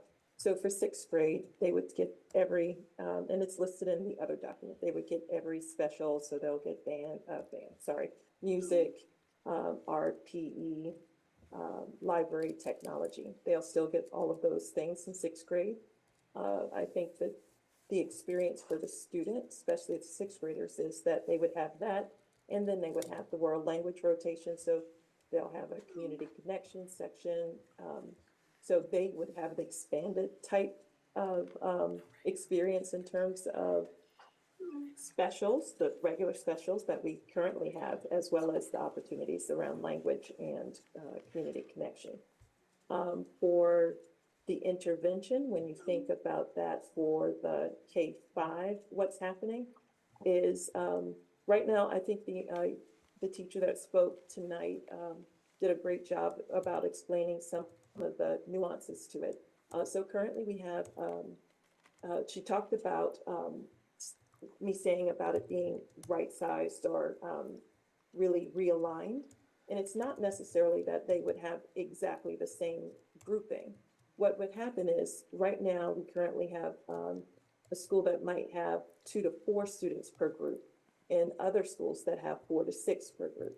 So what we're trying to do is ensure that no school is under, has, more than 4 to 6, but that doesn't mean their whole schedule, every time they have sections, they would have 4 to 6 students, because she's right, it's exactly based on student need. There are times where a section will be 2, times a section would be 3, and depending on whether they move out of the intervention section to another section, those stay, that kind of flexibility stays the same. What we are looking at is that no school has explicitly only 2 kids per group. Because in terms of balance, we're trying to make sure that we balance our resources so that all schools get what they need. So kids will still have the intervention type that they need, depending on whether it is a group of 3, because this is where they are in terms of their instruction and needs, or they can have a group of 4 to 6 if that's what's necessary. But that just explains some of what the balancing, what she was speaking of. That's what I'm talking about. Can you speak to this? Parts? I'm sorry. Can you speak also to the experience of for our populations that might need it? What's different is, so let's say you're a student at Amethyst Brook. There are 30 classes there, and yes, they would go to each of their teachers, just like they would currently now. The difference is that there are opportunities for there being an empty space. So let's say that the PE teacher is on planning. The gym is now open. The difference sometimes for that is there can't be 2 classes that happen at the same time because there's only one gym. But when the gym is open, it's possible that we can find opportunities to have adaptive specials that way.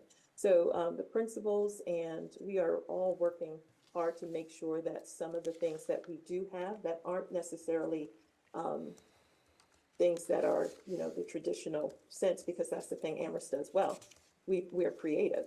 So when we're looking at what's happening with the teacher schedule, we have spaces in the schedule, we create something to say, okay, this could be another way to really address student need and really get to a point where they have opportunities. And so that's what we're continuing trying to do. It's just that we're trying to also do it in the landscape that we were presented with in terms of the budget. So I think I mentioned this last time. Different doesn't mean negative, but I think the students at both Crocker and Amethyst Brook will have those same experiences because our teachers are exceptional. Our teachers are exceptional, and the kids are going to find opportunities to thrive. Thank you. Can I ask a short follow-up? So now I'm thinking about the cost centers, and I want to know where these programs are located. So specials would be part of regular instruction, is that correct? All right. Yes. How about adaptives, the work for adaptive specials? Is that under special education or regular education? Or is it not broken out? Or would So it be bro- depends on who's doing that work. So if it's the specials teachers that do it, it would be under the regular instruction. But if that ends up being other specialist positions that are not specialists, like OT or PT or however, then that would be under special education. So So I the- guess it depends on who ends up doing it and how. Okay, thanks. And then for the intervention, for the math and the reading, are those, is it same thing? Does it depend on who delivers the service, or is that all regular instruction? So I believe under the salary lines where it says support services, that's where intervention falls under. Okay, thank you. More questions? Deb?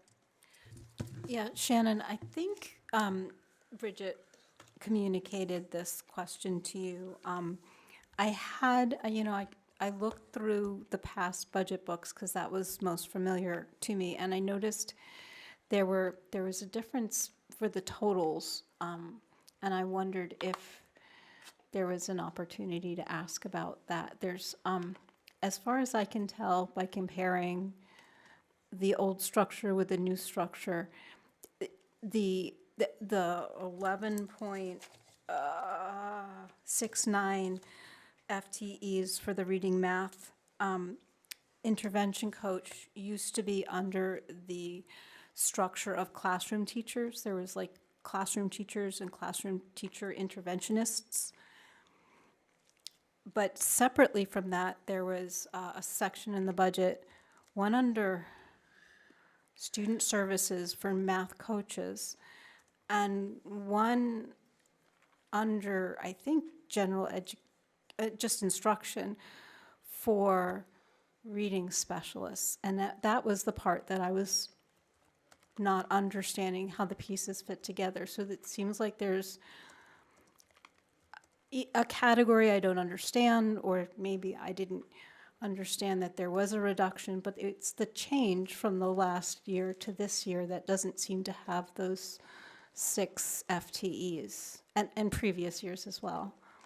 Yeah, so the intervention and coaches is a little complicated when I go back to try to look at it, because I think internally in the business office, the coaches versus intervention were intermingled and they're not the same thing. And so when I go and look at the budget, though, the intervention in math and reading, they have a separate account number separate from regular instruction, but how the FTEs was laid out in there, I can't remember. So, but on this FTE document, I made, there's one line, reading, math, intervention / coaches. So that's all in one piece. And then in the budget book, they're assigned to specific account numbers for intervention and coach. But going back, I do understand it is, I had trouble with that. So maybe I could just send you the part that I'm not able to reconcile, and we can take a look, or you can give me that feedback. Of course. Okay, great, Yeah. thank you. I just wanted to clarify one thing while we're on the topic of intervention. It's just to clear up public comment, because this was a question I had at the first budget meeting, and it came up at the second. And my understanding is we'll be down 2 coaches, but an actual interventionist, it's a 0.5 is all that we'll lose with the consolidation. That's what Derek had said last week. But tonight, it sounded like people were afraid we were losing more. Oh, Derek. I would say, I think that the reason, Aha, and before speak of the Derek devil. begins, Sorry. before Derek begins, I think it points to what Shannon talked about, where they're being listed together.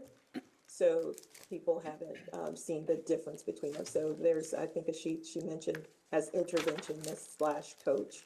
Yes. But as, I'll let Derek speak for himself to explain the difference. Derek. Yeah, I think someone, maybe perhaps Deb brought this up a minute ago, but I think over the course of the 10 years, the whole coaching intervention, it's all been intermingled in a way that I'm not quite sure why it ended in that kind of place.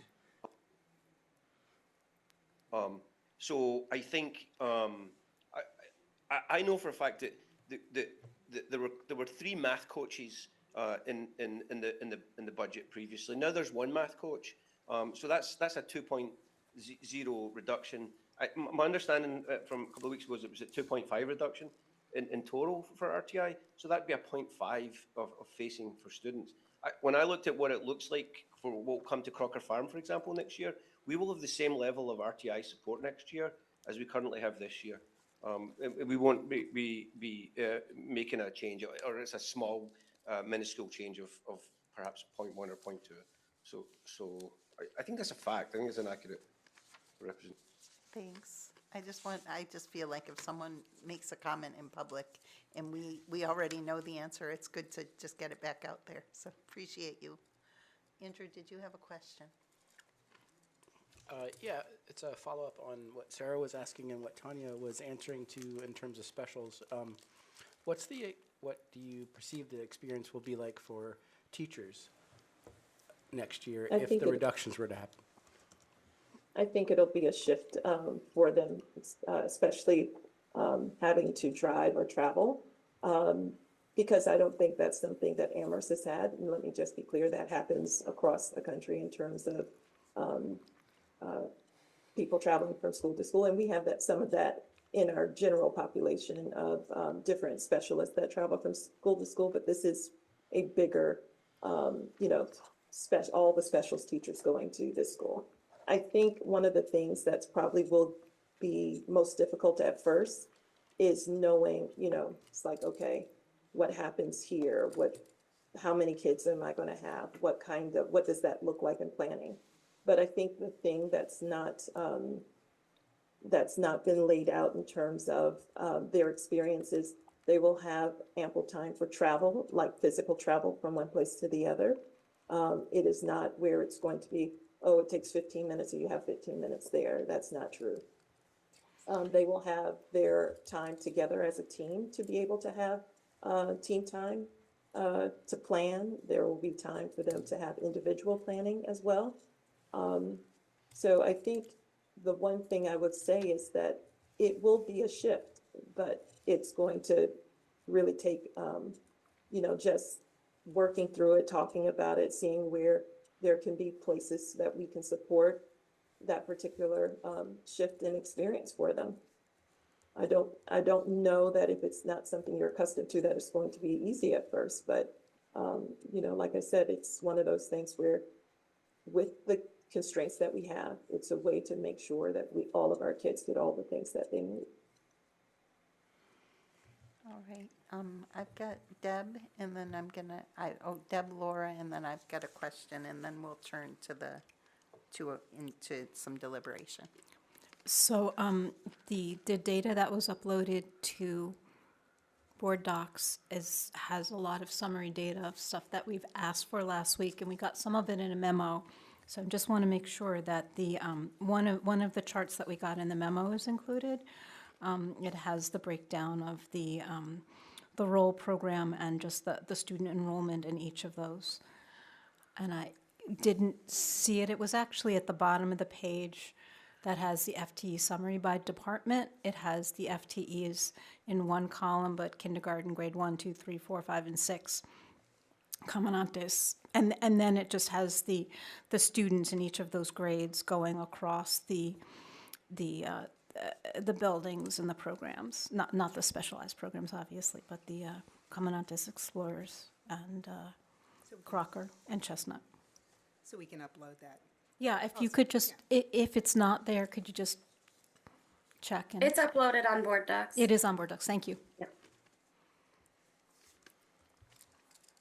Laura Jane. Thank you for all of this. I am really interested in how much justification there is for cutting essential services for students without, let's see if I can put this a different way. I'm trying to change my thinking about the word specials to essentials, because I feel like there's core educational teachers and then there are essential teachers, which are all of the humanities, arts, gym, technology, all those things. And of course and I'm always going to say it wrong, so I wrote it down. the adaptive services, the adaptive specials, the adaptive essentials, all those things. The budget does a really, really good job of making a case for why all of these things that are going to directly impact and hurt our students is really okay, and that it's like okay for teachers to be going through this. Teachers have the hardest job there is. There's nothing more difficult than being an educator, and to put more demands on them when they're already stretched so thin. And then the question that I asked last time, which I appreciate being answered in this document, was why, what would it look like to have a cut to central office for 10 to 15%? There's like 2 pages of justification for why it's just a terrible idea. And then there's some, here's what it would look like. I wasn't suggesting cutting people. I was suggesting cutting percentages of the budget. Any organization that is faced with a huge deficit, like we are right now, would start at the top and go through all of the departments, not just the ones that are student-facing. I mean, I don't know, I'm trying to think of like, what's a business that I could draw this to? And I can't think of anything right now because I don't want to, we're trying to get out of here by midnight. That was a joke, Bridget. So I guess I'm just curious about like, there's so much energy and time being devoted to why it's not okay to cut central office salaries or reduce them by 10 to 15%, and why it's okay to cut our educators. And it doesn't make any sense to me from the perspective of, our role, as we've said a million times in the school committee, is the students first. That is the most critical thing. I also have heard both from public comment and also from families that have reached out to me that we should be thinking about our budget in a different way, that we should be really thinking about pushing back on our town council. For years and years and years, I have watched the school committee give a budget to the town council and then have the town council just chop it up and we just accept it. And I don't think we should do that anymore. I think we should ask for everything we want. We should demand everything we want. We should ask our wonderful town council that is hopefully leaning more pro-school, and we should be going in that direction. Thanks, Laura Jane. I'm going to turn to very boring because I'm just trying to ask the questions of this group, but I think that those are really great ideas for questions for our deliberation. So let's carry those through. Sorry, as we move Bridget, over I'm there. always off topic. No, it's good, but like let's not lose those when we start to deliberate and think about those. But I have like really specific questions now that sound much less conceptually related. But I'm wondering just some things that I saw in the data, like that I'm trying to figure out, and then and some questions. I'm gonna ask probably like why are our numbers down 14 kids over the last 2 months? We were at 791. We were at 812 when we reviewed the 6th grade move in January. Like, is there a reason we're losing a lot of students? And then I wondered another question that may be because of a big difference in the grade sizes, but we have the same number of teachers at Crocker Farm with one whole grade less. And then one question that's just a conceptual thing to think about as we build the lease, like we're only going to be a quarter of the students there at the middle school. So should we pay a third for those salaries at the middle school, or should we pay a quarter? Like I noticed we're paying 1/3, 1/3, 1/3. And the very last question I have is a little different than those ones, which are really numbers. This one's just about compliance, because if we're going to reduce 4 people, reductions in special ed, full-time equivalents, then, and people are going to be working across buildings, like what steps are we taking to monitor compliance and making sure we don't end up in the situation Northampton did, when the providers are spread thinner across fewer buildings and having a different experience than maybe the one they have now for the way they provide services. So I know that was a lot, but they're like all really just very specific. Thank I'm you. happy, oh, sorry, Dr. Herman. Okay, good job. I was gonna say, Bridget, I'm gonna start off with the overarching and then pitch it to the team. The first part is, we're a public school system, and that's a part of the conversation that we continually start to have. And we're in an area where students come in and they leave and they transition. So there are different things that account for our enrollment, but our enrollment ebbs and flows throughout the entire year because we accept students at various points and students may transition at various points. So I'm gonna pitch it to Derek. Yeah, I think, I know there was a number of questions. I can think of two of them, Bridget, but I think the first question you asked is, why did we lose 12 or 13, 14 students in the last? Yeah. I'll give you one part of this, and other people can chime in from wherever. So we're losing a family tomorrow who are moving because it's too expensive to live in Amherst. Yeah. They can't afford to live here. It's $2,000 plus odd dollars to live in an apartment. Yep. How outrageous is that? So we've got a family tomorrow who are moving to Colorado because they can't afford to live here. So I don't see anyone from Crocker Farm leaving who's living in a nice fancy house like I live in. You know, I mean, I think what's happening is that people are leaving because they can't afford to live here.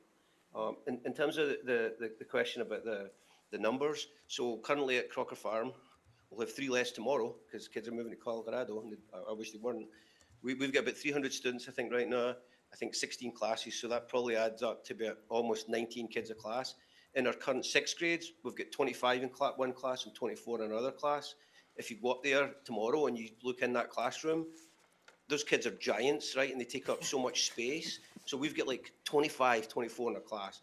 Next year, if we've got approximately 245 kids with 14 classes, that probably averages it to be, if you do the math quickly, about 17.5. So yes, we've got less kids, 2 less classes, but we're trying to keep on that path. And if you look at our 4th grade for next year, the hope would be that right now I counted today, because we've got some kids coming from Weldon, Fort River, for example. Today I counted that next year we're slated to have 63 kids in 2nd grade. And so you can make a choice in 2nd grade. You can have 3 classes, right, with 20, 21, and 21, or you can have 4 classes where you've got like 15s and 16s. And that's where you want to try and keep it, so is that kids don't end up needing high levels of RTI and special education and other things. So, so just to reiterate, it's unaffordable to live here for working class folks. And I think what we're trying to do next year is keep the class size around that kind of, I think I said last week 18.1 across the district, but 17.5 rather than 24, 25 in a class, which we have in 6th grade currently. That makes perfect sense to me. Thanks for explaining. Richard, can you repeat the last couple questions? Yeah, sure.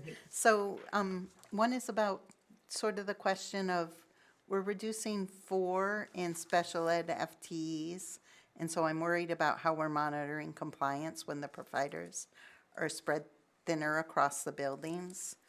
And the other question is really for the mathematical division. We're paying for 1/3 of each of those middle school shared positions. And I just wonder, because we're only going to be 1/4 of the students in the building, so maybe we should pay for 1/4. So it's not about 1/4 of the students in the building, it's about the amount of support and time that will be put towards supporting the students. Okay. So that's where we looked at the mathematics of what it is. It's not so much about, we were putting 144 in one part of the building. It's how much time is it going to take to give the students the educational experience and whatever they need during that time. And that's what we accounted for, and that's how we got to the to that FTE. And in terms of the other one, Joanne, I'm going to pitch it over to you. Great. Thank you, Dr. Herman. Bridget, I am going to go through a couple of the different points that you shared. So when we think about the 4.0 non-special ed program FTE, the balance of the 14 special ed teachers that are covering the Chestnut Street Academy, Crocker Farm, and Amethyst Brook, they are not divided between buildings. They'll be focused in their primary building. What we've been able to do, because with the program staff, instead of trying to determine how to split the program staff to be able to cover Amethyst Brook, as well as sixth grade, or Chestnut Street Academy, excuse me. We made a deliberate decision not to try to split those FTE because programmatically it doesn't make sense to have them in two buildings.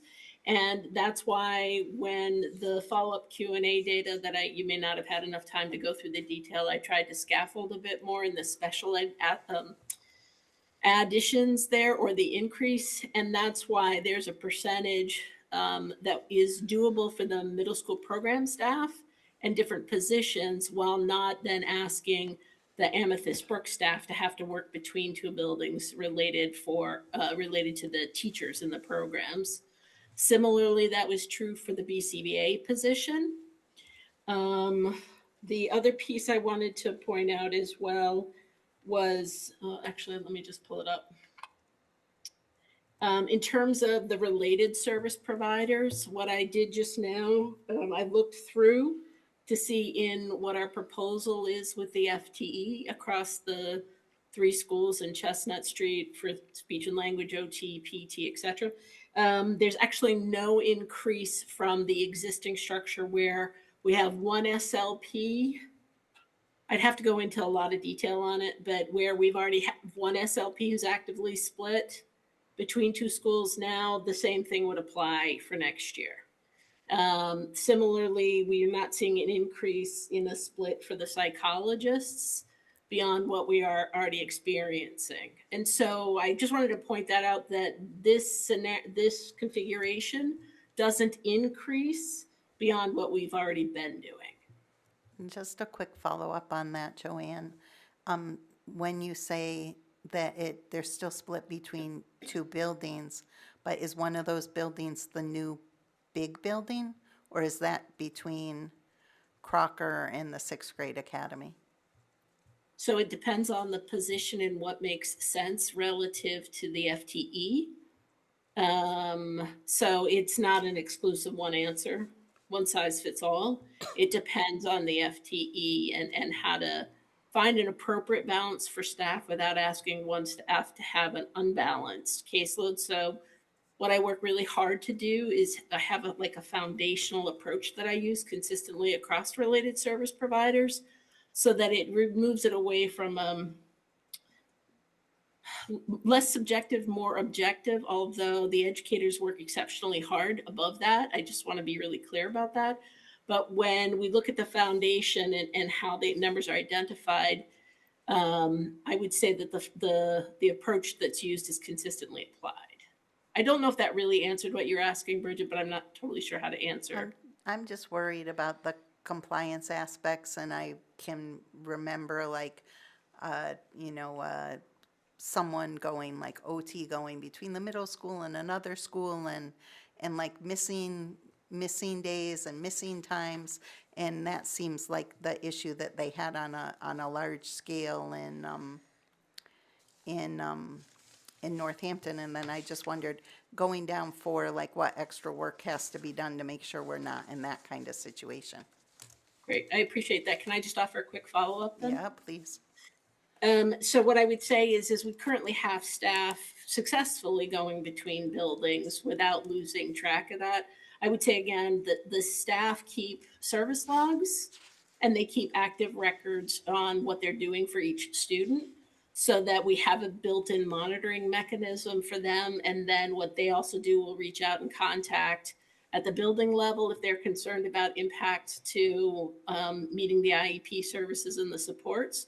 So there is inherent structure built in, and we have not had that as a pervasive issue by far. And to my knowledge, at the elementary level, not an issue. The other piece I wanted to ask about, I wanted to comment about with the 4 special ed teacher reduction. What you see in that follow-up Q&A, additional documentation, is clarification related to the ETL position that is proposed for Amethyst Brook. What that would allow is, it's not the same equivalent ETL model as it is secondary, but the intent there is now that ETL will be able to work with the special education teachers in Amethyst Brook around the IEP development and the compliance with timelines and whatnot. So it's an additional mechanism that's built in, given there's only going to be one principal, one assistant principal.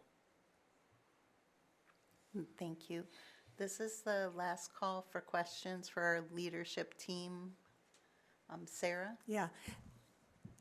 I'm just developing this thought, and I know I'm, I'm asking about staffing models. So, like, if it were possible to have more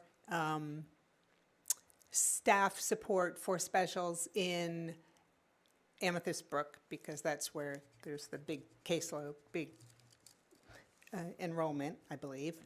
Like, is there room? How would that even work? Is there room for another art room, another music room, another, well, we don't need another library or gym or anything. So, like, how could more support even be provided? So, and Tanya's laughing at me. I don't know why. No, I'm smiling because I was wondering the same. I think there was a point where the gym was going to be larger to hold 2 classes, and then it was cut back to 1. And I'm laughing because one of the questions I had at the beginning is like, hold on, it was going to have 575 kids and they cut the gym size? I don't understand. So that's why I'm smiling. Oh, I'm sorry. Go ahead. Okay, so there's one gym, and Allison's on the line, if she wants to come off as well. But there's one gym, there's one art room, there's one tech room, there's one of everything. And so, Allison, do you want to start? Because I don't want to speak for you, but I'm happy to continue.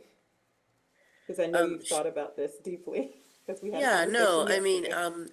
The schedule that we have developed, the specials teachers would have 30 class lessons to teach.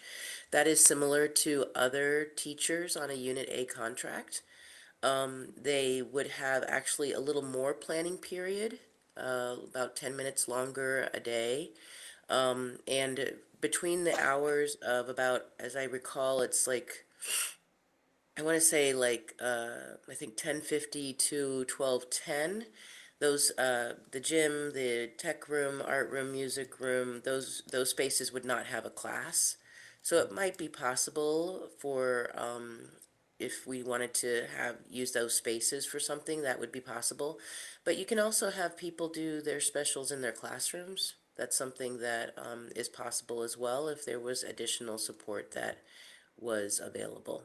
But I just want us to be aware that we are meeting the contracts that have been negotiated in this proposal. We are not asking the specials teachers to teach more than other teachers.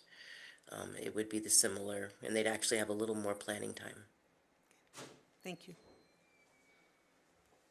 All right, thank you all. I think I'd like to just open it up to the committee for big picture thoughts of, like, in terms of deliberation. That makes sense. Excuse me, I'm sorry. I think Derek had his hand up. I apologize for interrupting. Sorry, I can. No, I was going to say, I'm not sure if you saw. I'm sorry. I apologize for not being in person. I think it'd be easier to be at the desk there and see this. But I just wanted to, if you don't mind, I mean, I don't know how many more of these meetings I'll actually be in, so I just wanted to say this out loud, that I think what I've heard people ask about questions about in the last period of time are the consolidations of the numbers where it's quote a cut. And so that, I think that's a really interesting conversation. But one of the things I just wanted to promote that I thought was really special in this budget is this idea that there's a suggestion that we're going to make an attempt to increase like for example, in the preschool, a classroom and another teacher. And I think this could be one of the most special things that people could do in a long time. With the preschool closely connected to the work that we do in the K-5, K-6 world at Crocker Farm, I just think that the work in Elizabeth and all her team are doing to again provide opportunities, particularly for families coming from impoverished backgrounds or from exploited backgrounds, to offer this as a possibility to give further preschool opportunities for kids, to get them in a position where they can be prepared to come in and meet the challenges of kindergarten, first, second grade, whatever. I think it's a thing of beauty, and I hope that's something that, I'm sure Elizabeth's on the line thinking the same thing. I hope that's something that we keep in this budget and that we continue to promote. Thank you. Thank you for your advocacy and your questions. And Deb, do you have one more? So Sorry. I agree, but that confused me because my understanding is the expansion of the preschools because of the needs of the students coming in that fit that age group. The extra, not the extra, the sixth classroom is by necessity, not because this is part of our values as a community, which is true, but, right? Well, I think both can be true, Deb. I'm not sure they're mutually exclusive in any way, shape, or form.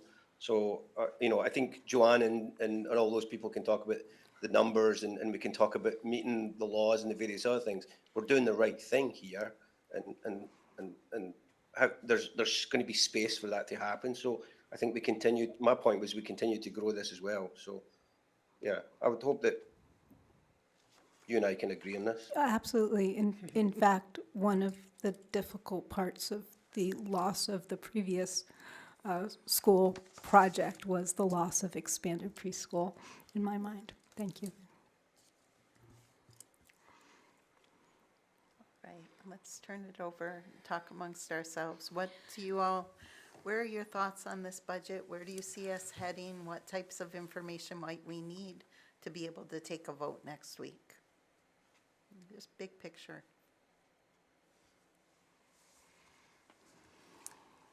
Yep, I'll go say ahead, something. Sarah.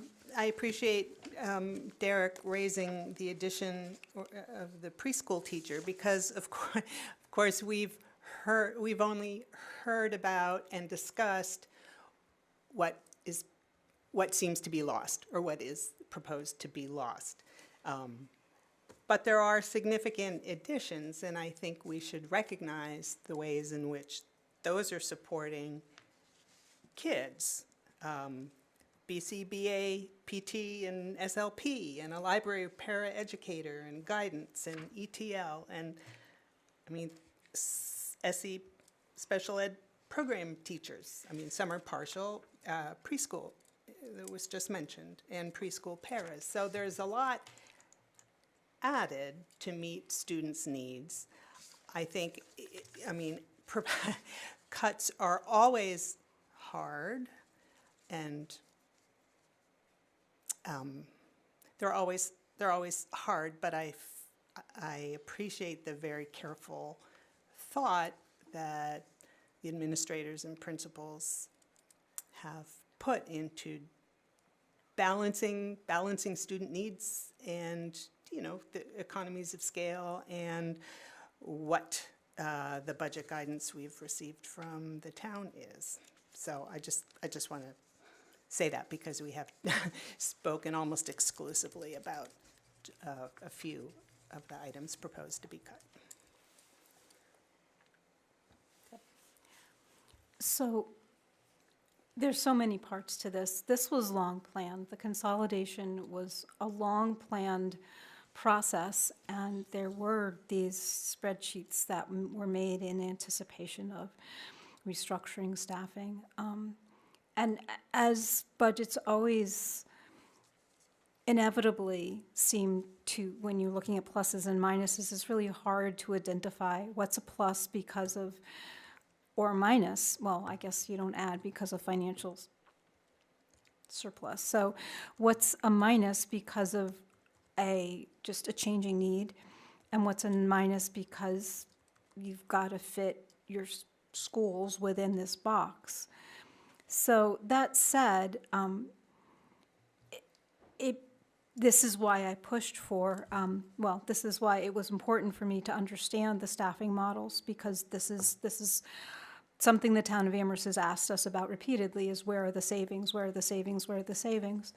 So that's been important information for me to wrap my mind around. But one of the things that I can't yet wrap my mind around, and I'm not sure that that I'm going to be able to, given the complexity of the system we're working with. Last year, we reduced SLP to an SLPA, so speech and language pathologist to an assistant. And that process of my recollection was that was a financial necessity. It wasn't that we didn't need an SLP, that was the way of meeting those needs based on our financial system. And that's one of my concerns, is when we're adding a library para that will definitely address some circulation issues. That's great. But the process of, I think we just need to be clear with our community that there are financial constraints that are causing us possibly to change our teaching structure to a less,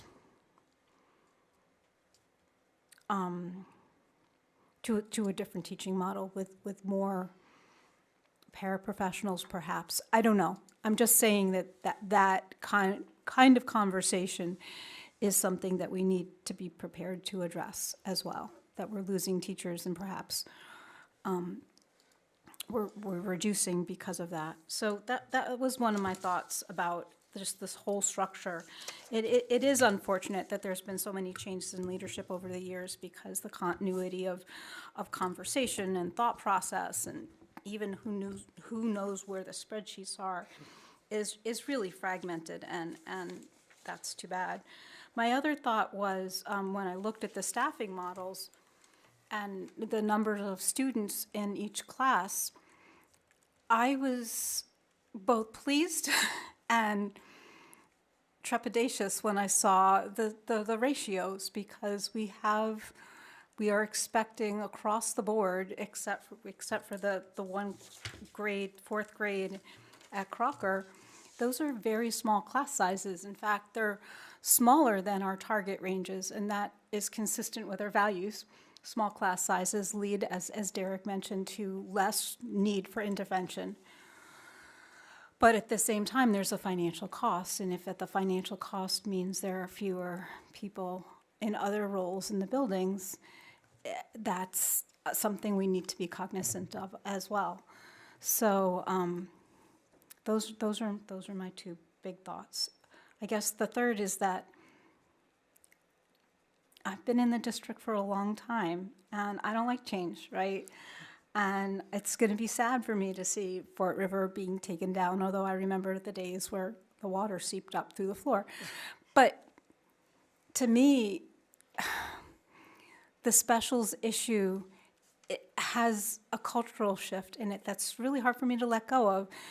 Oftentimes, my experience in these buildings is as the one person who teaches all the students in the whole school as they go through the grades and as the siblings come in.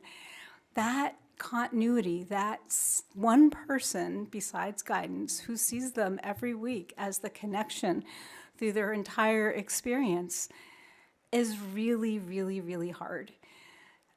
So that's what I'm working towards and really struggling with. So those are my three big picture ideas.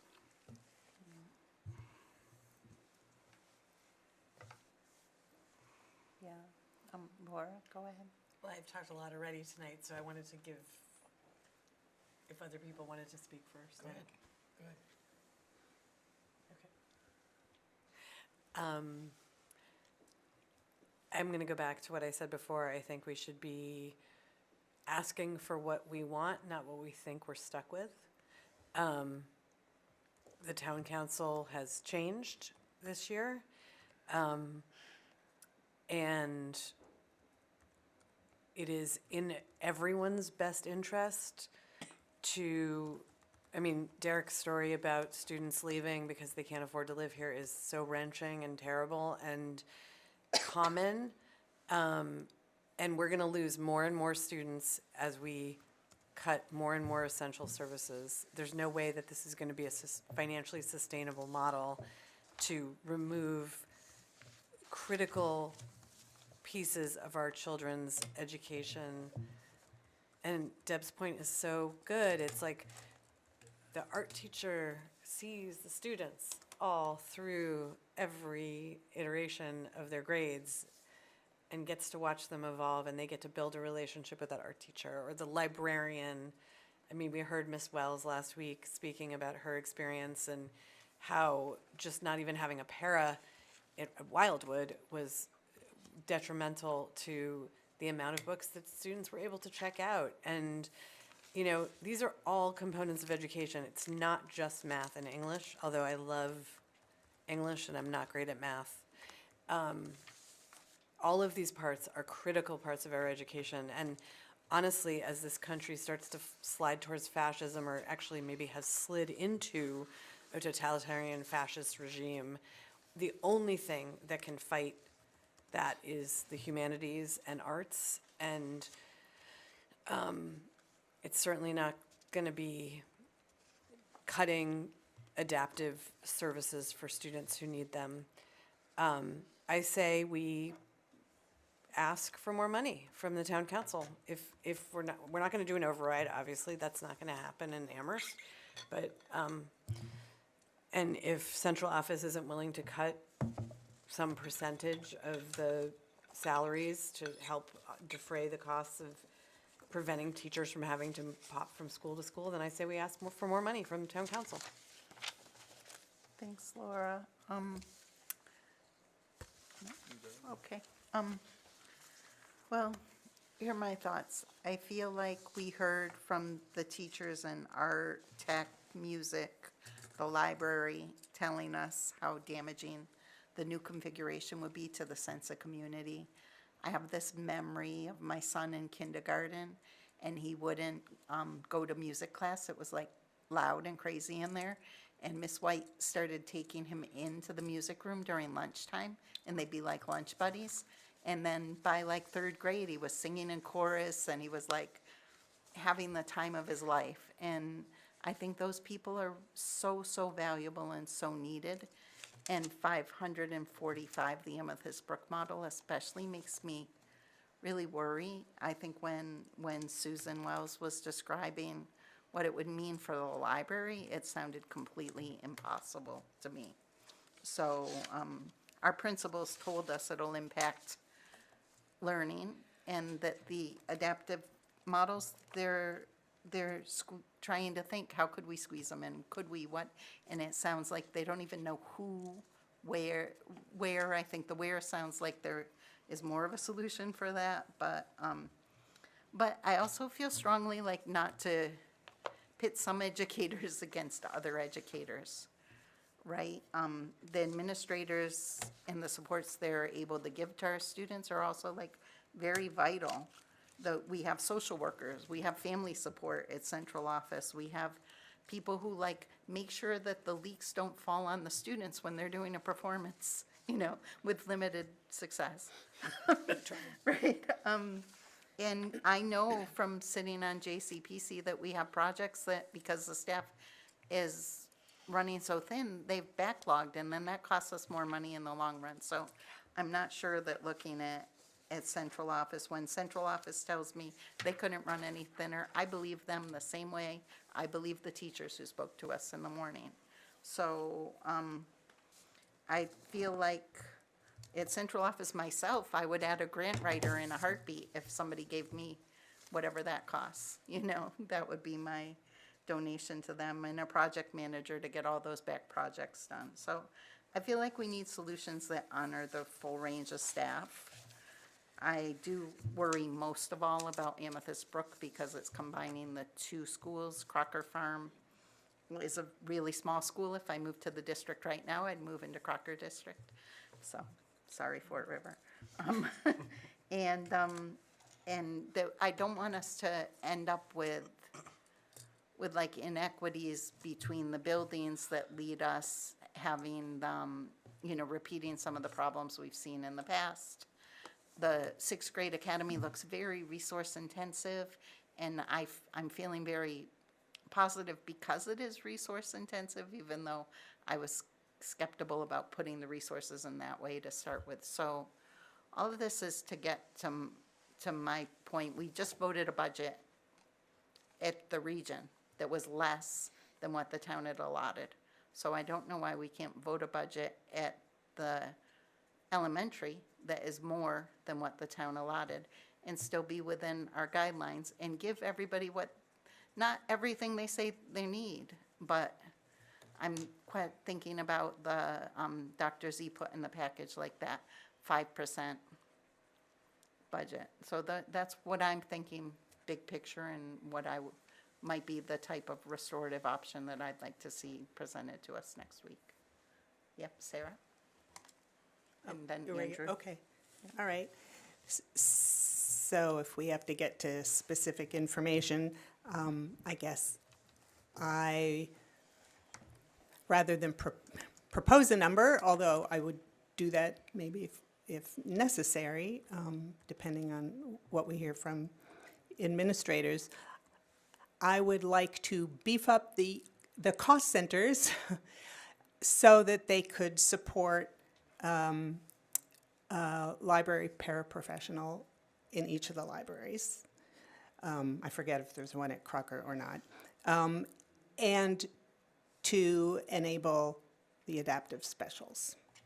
If whatever is a reasonable amount of money to add to this budget would support those activities, which directly affect students, I would support that. I would also say, although that I understand a lot of the school culture that's going to be affected.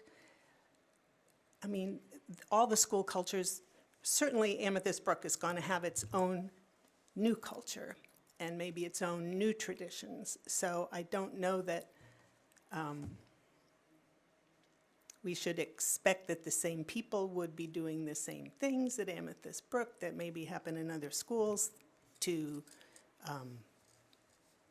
support whatever that culture turns out to be. Maybe Allison has some ideas for how that's going to be developed. And I don't know whether it would take additional resources. But library, support for libraries, so the books can be reshelved at least, and provide the adaptive specials would be be what I would add. Andrew? Yeah, I just want to second basically what everyone said, especially what you just said, Sarah, about libraries, about and what Bridget was saying about looking at it at a 5% increase rather across the board, especially in terms of all special teachers, not losing any. I also am looking at how resource intensive Chestnut Street seems to be, and sometimes I wonder, or would want to wonder out loud or have a conversation about whether or not could middle school leadership take on oversight of, without it being a conflict between the region and between Amherst, but take on those positions like the AP position rather than hiring a new position for Chestnut. Could it be shared with the AP of middle school, and Amherst pays a portion of that, or a third? It's just something looking at the numbers, that's a lot. That's money that we could save and distribute back out. Yeah, that's it. Thanks, Deb.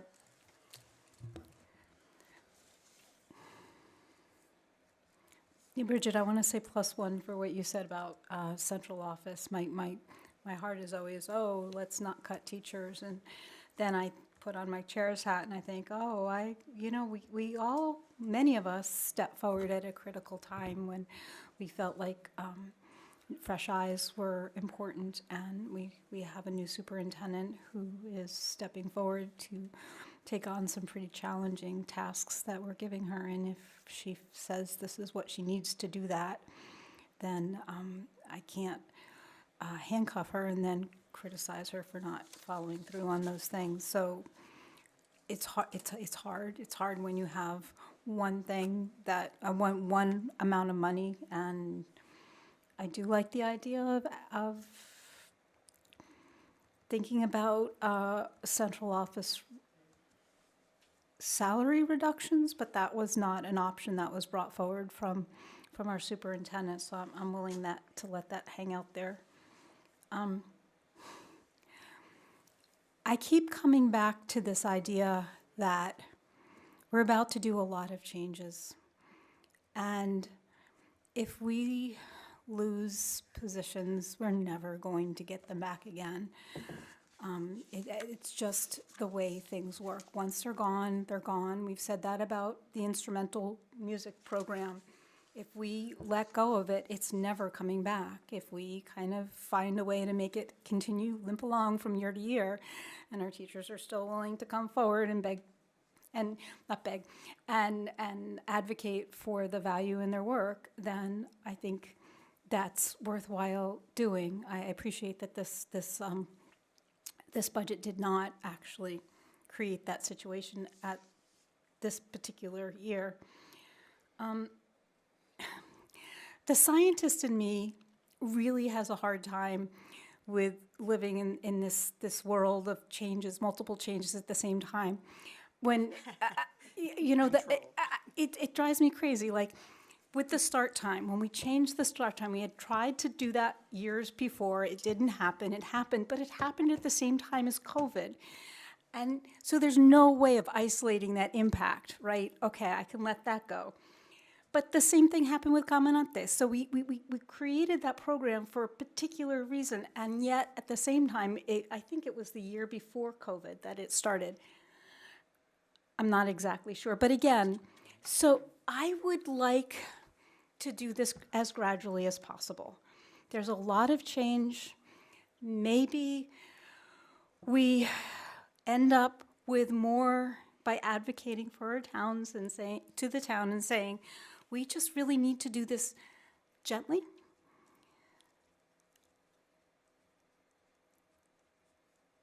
And I'm hesitant to ask for one-time money because that creates a whole separate sub-conversation that doesn't ever get resolved. So I do like the idea of just asking for the 5% and saying, let's revisit this next year. Change is going to be, there's going to be inefficiencies in this change anyway. So to have more people in the buildings to figure these things out together, I don't think is a bad thing. So those are my thoughts. Let's do this slowly. We'll never get it back. Let's not pit,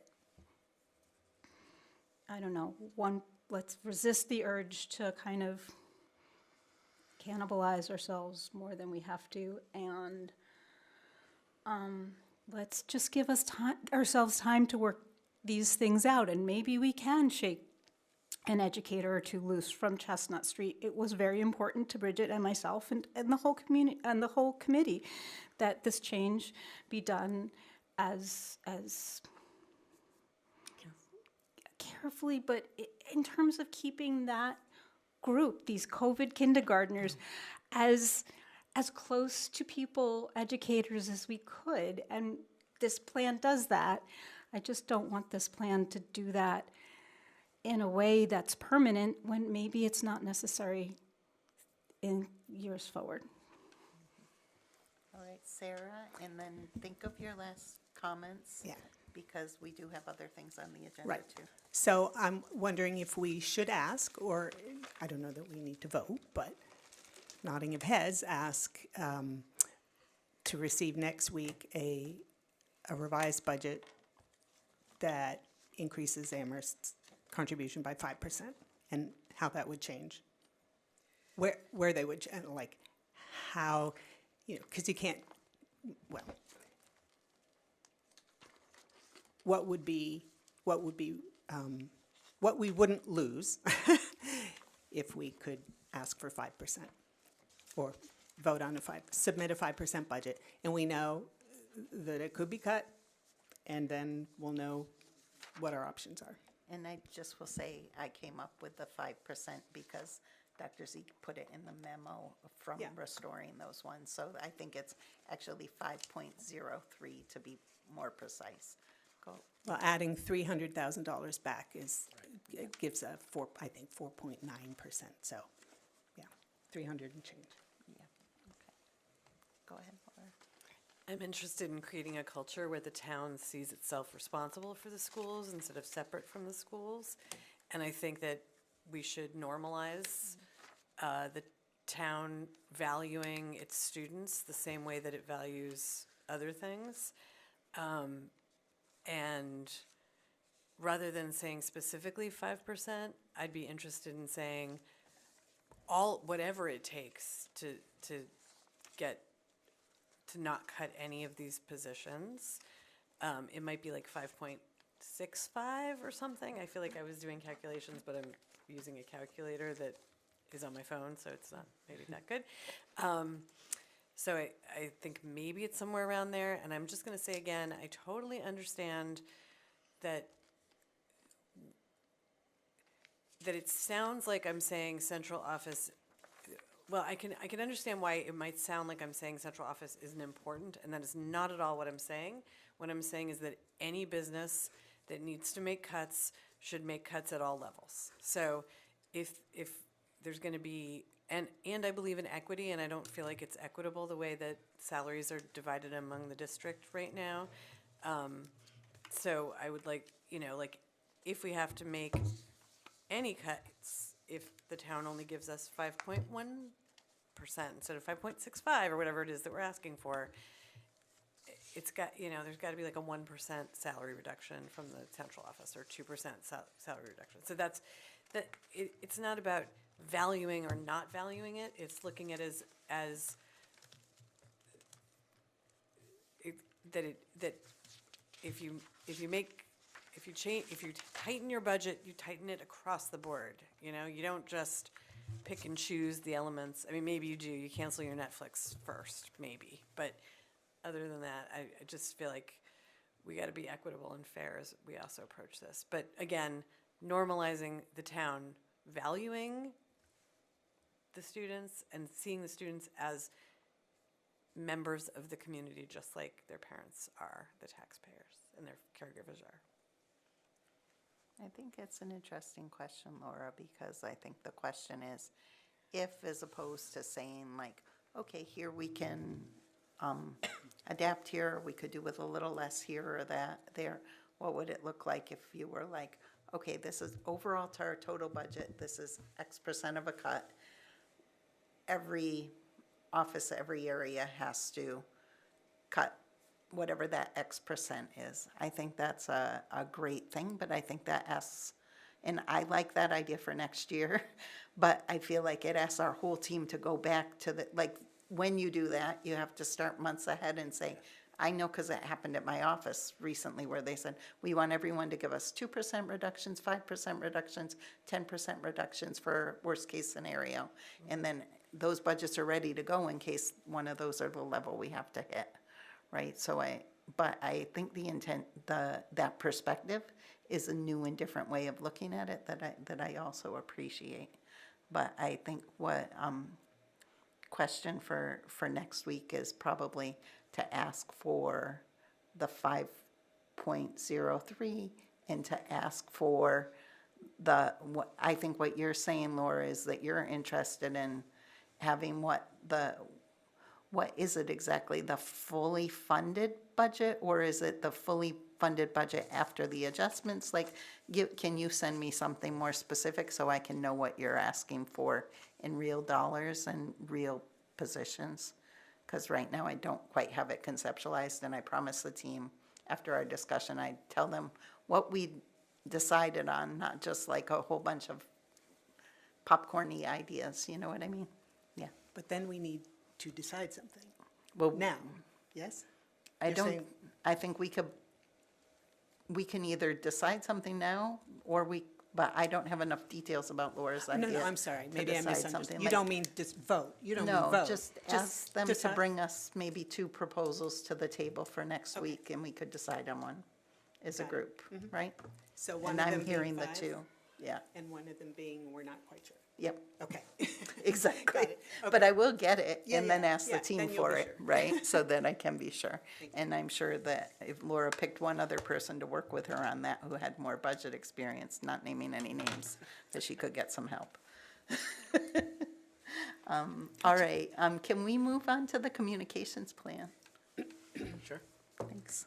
Go ahead, Andrew. Can you open that? So yeah, this is, this doesn't have to be a really long conversation. It's just a short update. Something a handful of us have thought about is to getting this committee on Instagram and other platforms if we need to, but in a way that's purely informational and is not in any way sharing a single position or or trying our hardest not to be subjective in the information we share. So we can share agendas, we can share minutes if we want to, but really it's just to keep another way of reminding the community what's happening, what's about to happen, without picking and choosing what we think is important or what is not important to us. So that's it. So yeah, just a quick template. But then, because I don't do, I'm not really an Instagram person, so are these just single images that would appear? Or is this a series of, like, it's not pages, it's just kind of one-shot images? Here's an image, here's another image? Instagram has a way of, you can swipe through a number of pages. So that would be like, say, 3 pages per meeting. And it would be just a way to offer up things like QR codes so that people would have our Zoom links somewhere else other than board docs and Amherst or amherstma.gov. Just another way to get information out, another way to meet people where they are. And I have more questions. Yeah, sure. Yeah, are these formatted? Is this like for mobile? It seems like a lot of text. Is this the it is proper a lot of text. dimensions? Yeah, it's the right I mean, dimensions for it. It is a lot of text. But you think people would read all that on their phones? They don't have to, because like some of the, go ahead. Big phones. Yeah, big phones, the iPads, Yeah, computers. Yeah. But also, some of them would be standardized. So really, like the first page would be the thing that changes, and everything else.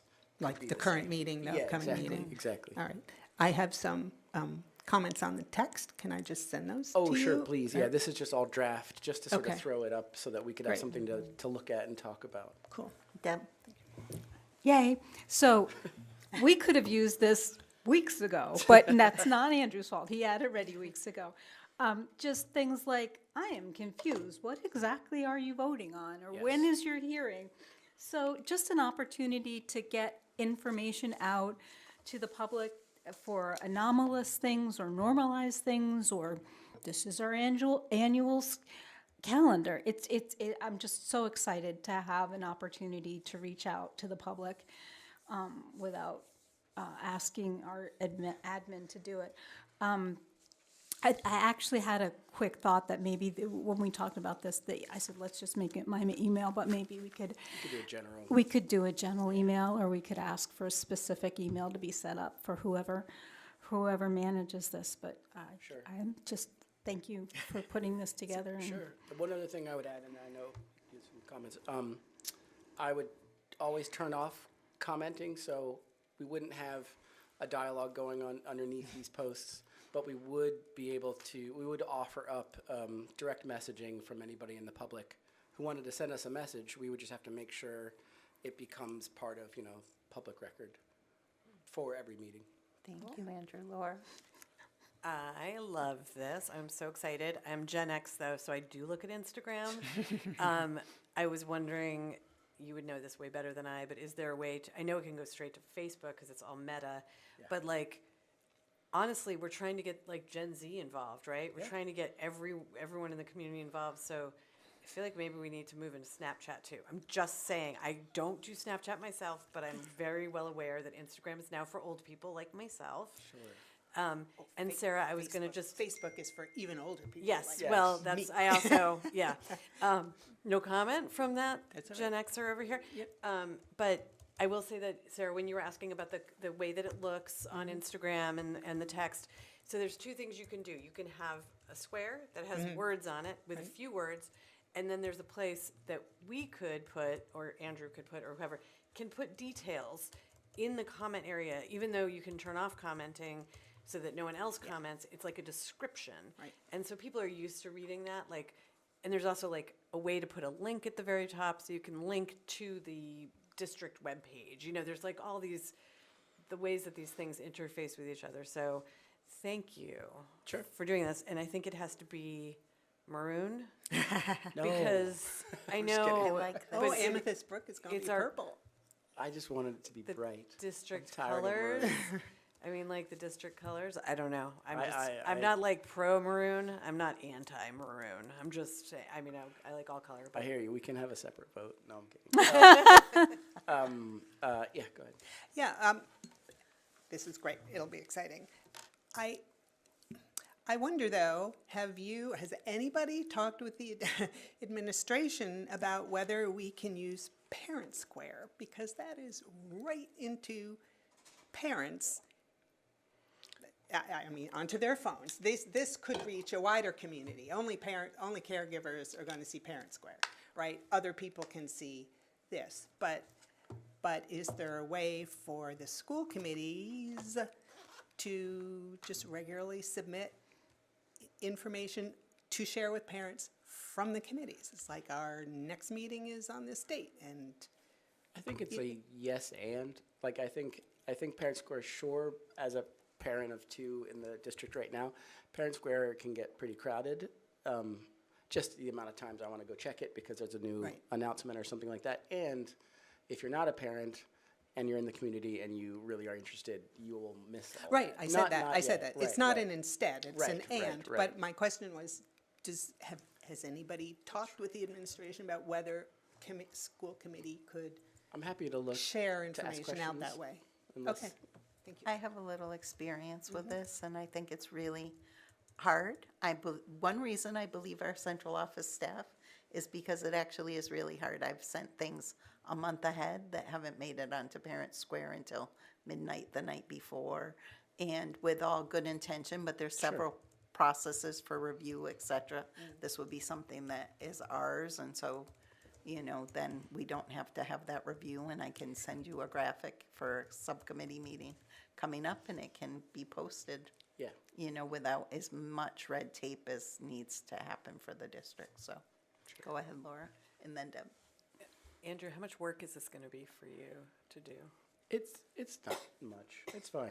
It's just only a little bit. It's just a little bit of prep time, but it's something I could do once or twice a week. I move to approve specified school committee communication platform. Specified. Specified. I don't know. I didn't know what we were going to do. Can I amend that motion? Go for it. I move to approve all of the possible social media platforms except for X for communications. With commenting turned off. With With commenting commenting turned off. I would, can I You respond? sure should. I am, in my experience, working in social media for higher ed at times, Snapchat is not a place you want to, be an organization that speaks to people. Okay. It's more for people to people. It's not like where you want, the voice of an institution necessarily. How do we reach Gen Z? I think Instagram still is, a dominant piece. I don't know. We could always mirror things on other platforms. There'll be something new coming on. Yeah, YouTube Shorts is really awful. And Oh, TikTok. Oh, oh my God. There's school committees dancing. Well, that might get people to listen. To Yeah, this. it's true. You lead the way, Laura Jane. Yeah, that's right. That's right. Question. I'm need to happy to start, vote Sarah. for this motion, but I think it would be smart, hopefully not costly, for the chair, whoever that is, to speak to our attorney. Just Point. whether there's anything we should know. I mean, with comments turned off, we don't have to worry about viewpoint discrimination and, First Amendment violations and stuff like that. But I would just ask, I don't know. Point of order, we don't have a second yet for an amendment, so. I can't second then- myself. Go ahead. Yeah, exactly. So Deb made made it, the you motion. can You made the second it. motion. Oh, and And I she made amended an it. She amendment. made an Okay, amendment. do but I you didn't- accept I did- Laura's I friendly didn't- amendment? I didn't accept the friendly amendment. I'm sorry. I'll stick with Instagram instead of specified, and then we can move always on from there. An expandable? Let's talk about expandable once we've done our I'm gonna call on myself first and then Sarah again, because just for, I think we have to be aware as a school committee member doing it. I know you all know, but there's a lot of work to being a school committee member. So I support Deb with the starting with one platform as a way to start and see how we go. And I would also recommend that we go ahead and vote it, and then we can ask if there are any considerations we need to take into place legally, so we don't have to bring it to second meeting, et cetera, et cetera. Gotcha. Go ahead, Sarah. Friendly amendment, though, which was with comments turned off. Absolutely, yeah. Did that? Would you Amendment accept? accepted. Thank you. All right, excellent. All in favor? All right, great. If y'all be, all right, so That's awesome. we are doing well. I appreciate you all. I'm searching for the agenda because I accidentally Consent agenda closed it. next. Is consent agenda, so, let's see. On the consent agenda, we have gifts. We have a gift to accept, $3,000 from Belize Subaru for Crocker Farm classroom supplies, very generous. And Martha Olver for the Principal's Discretion Fund as well. What else is on the consent agenda? We have some warrants. Does anyone want to make a motion? I want to say, first of all, warrants do not belong in the consent agenda because we do not vote on them. It's just information. So they never have to be in warrants. I mean, on the consent, it's just a standalone agenda item that's informational. Okay. All right, thank you, Sarah, for the precision. And, but can I have a motion in support of these generous gifts? I move to approve the consent agenda with thanks to our benefactors. I'll second that. All in favor? Excellent. Can I ask a question? Did we need to accept the awesome gift for the buses for track and? It hasn't We come don't. No, it hasn't come down yet. It's not we will ours either, eventually. it's the region's. Oh, it's Regents, right? Never mind. We decided that he's I know. The same night. All my friends, we'll have a meeting next week to vote on this. We're still just clarifying when that meeting will be. We also have the executive section on March 31st. But those agendas are packed, so we're looking at April agenda items. Is there anything for future agenda planning people want to share with us now? I think a deep dive on Chestnut Street planning would be great. Okay. Could you write up something and send it to? Yes, I can get more detailed, but yeah, Yeah. sure. I'd like to, sorry, Sarah. No, go ahead. I would like to present a memo about the restraint and seclusion rooms that I visited at Fort River. And I think that would be something we might be able to do on March 31st, like we might be able to include it there, so let me get back to you. Okay. So I'm confused. I thought you were saying we would not, that voting on the budget on March 31st is not an option. Are you saying it is an option? There's not, the only thing scheduled is. We have two things scheduled that I know about that are not posted yet, so we're just waiting to post them. For Amherst School Committee? No, one for the region and one for Amherst. And which you is expect those to be, could be? Could Okay. be, could be. So if we decide to do it all on one night, then let me know your preference to either divide it between two nights or to have a very longer night, you know. Yep, go ahead. I'd love to revisit the idea of some standing committees, in particular. Okay. Finance. Great. Yes, Sarah? I'd like to hear about summer programming. I would like to have a public forum if we can ever do that. On what? on the sixth grade academy. That would include all the staff and, oh, I have another one too. I think that one's I don't know. I'm not sure about that one, but let me think about it. Okay. Also, ice training in the schools. Revisiting that. Did we hear that at the elementary? I know we heard it at the region. We heard at the region. Could we hear it at the elementary, maybe? Sorry for all the back and forth. I'm thinking out loud No, as we it's go. great. I will add these to the agenda lists and see where we go with that. And, One more. yes. I thought every other month we could ask for a BPIP, a BRIM update, just from the superintendent, in the superintendent update, not necessarily in his agenda item.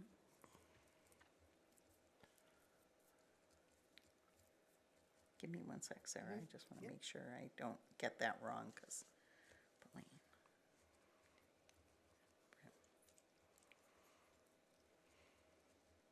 okay, go ahead, Sarah. I think we had a school, did we have a school choice hearing? Yeah, no, we have to do that. Yeah. Yes, that one. Did we decide or not decide? We did we not have have to one. do that. We need We to have do to do one that. before June. I June- had June 1. understood it the way you did, Sarah, that if we didn't decide, we just kept going No, with we it, have to have but a we hearing. to I have believe it. we have to Yeah. have the hearing. We don't have, Yep. yeah. Agree. I learned what you just said. All right, Andrew, what you This got? isn't a meeting agenda, but can we as a group tour the rooms in the elementary schools? Official. Do you mean the seclusion? The rooms that Blue rooms. have no name. Seclusion rooms. Restraint and prison. I have a thought about that. Yep. Crocker Farm will continue as a school, but the other two won't, so I don't know. I mean, you really just want to see the rooms, or? I do if we're going to have longer conversations about it, and there's still months of school left. Okay. Thank you. All right, well, anything else for the good of the order? How much money did we put on ending at this time, 9:15? Because I think I put like a lot of money on midnight, and I'm about to lose. You're the one who said 8:30. I never called the time, but I feel like setting the timer made us behave better. Oh. We've been going It was 2 hours You did a great and job. 2 and 38 minutes, so excellent. Wow. All right, so do you move to adjourn? Yeah, I was thinking that. Okay. All right, all in favor? Yes. 9, 17. 17. Wow. I told my kid I wasn't going to see him until midnight. Okay.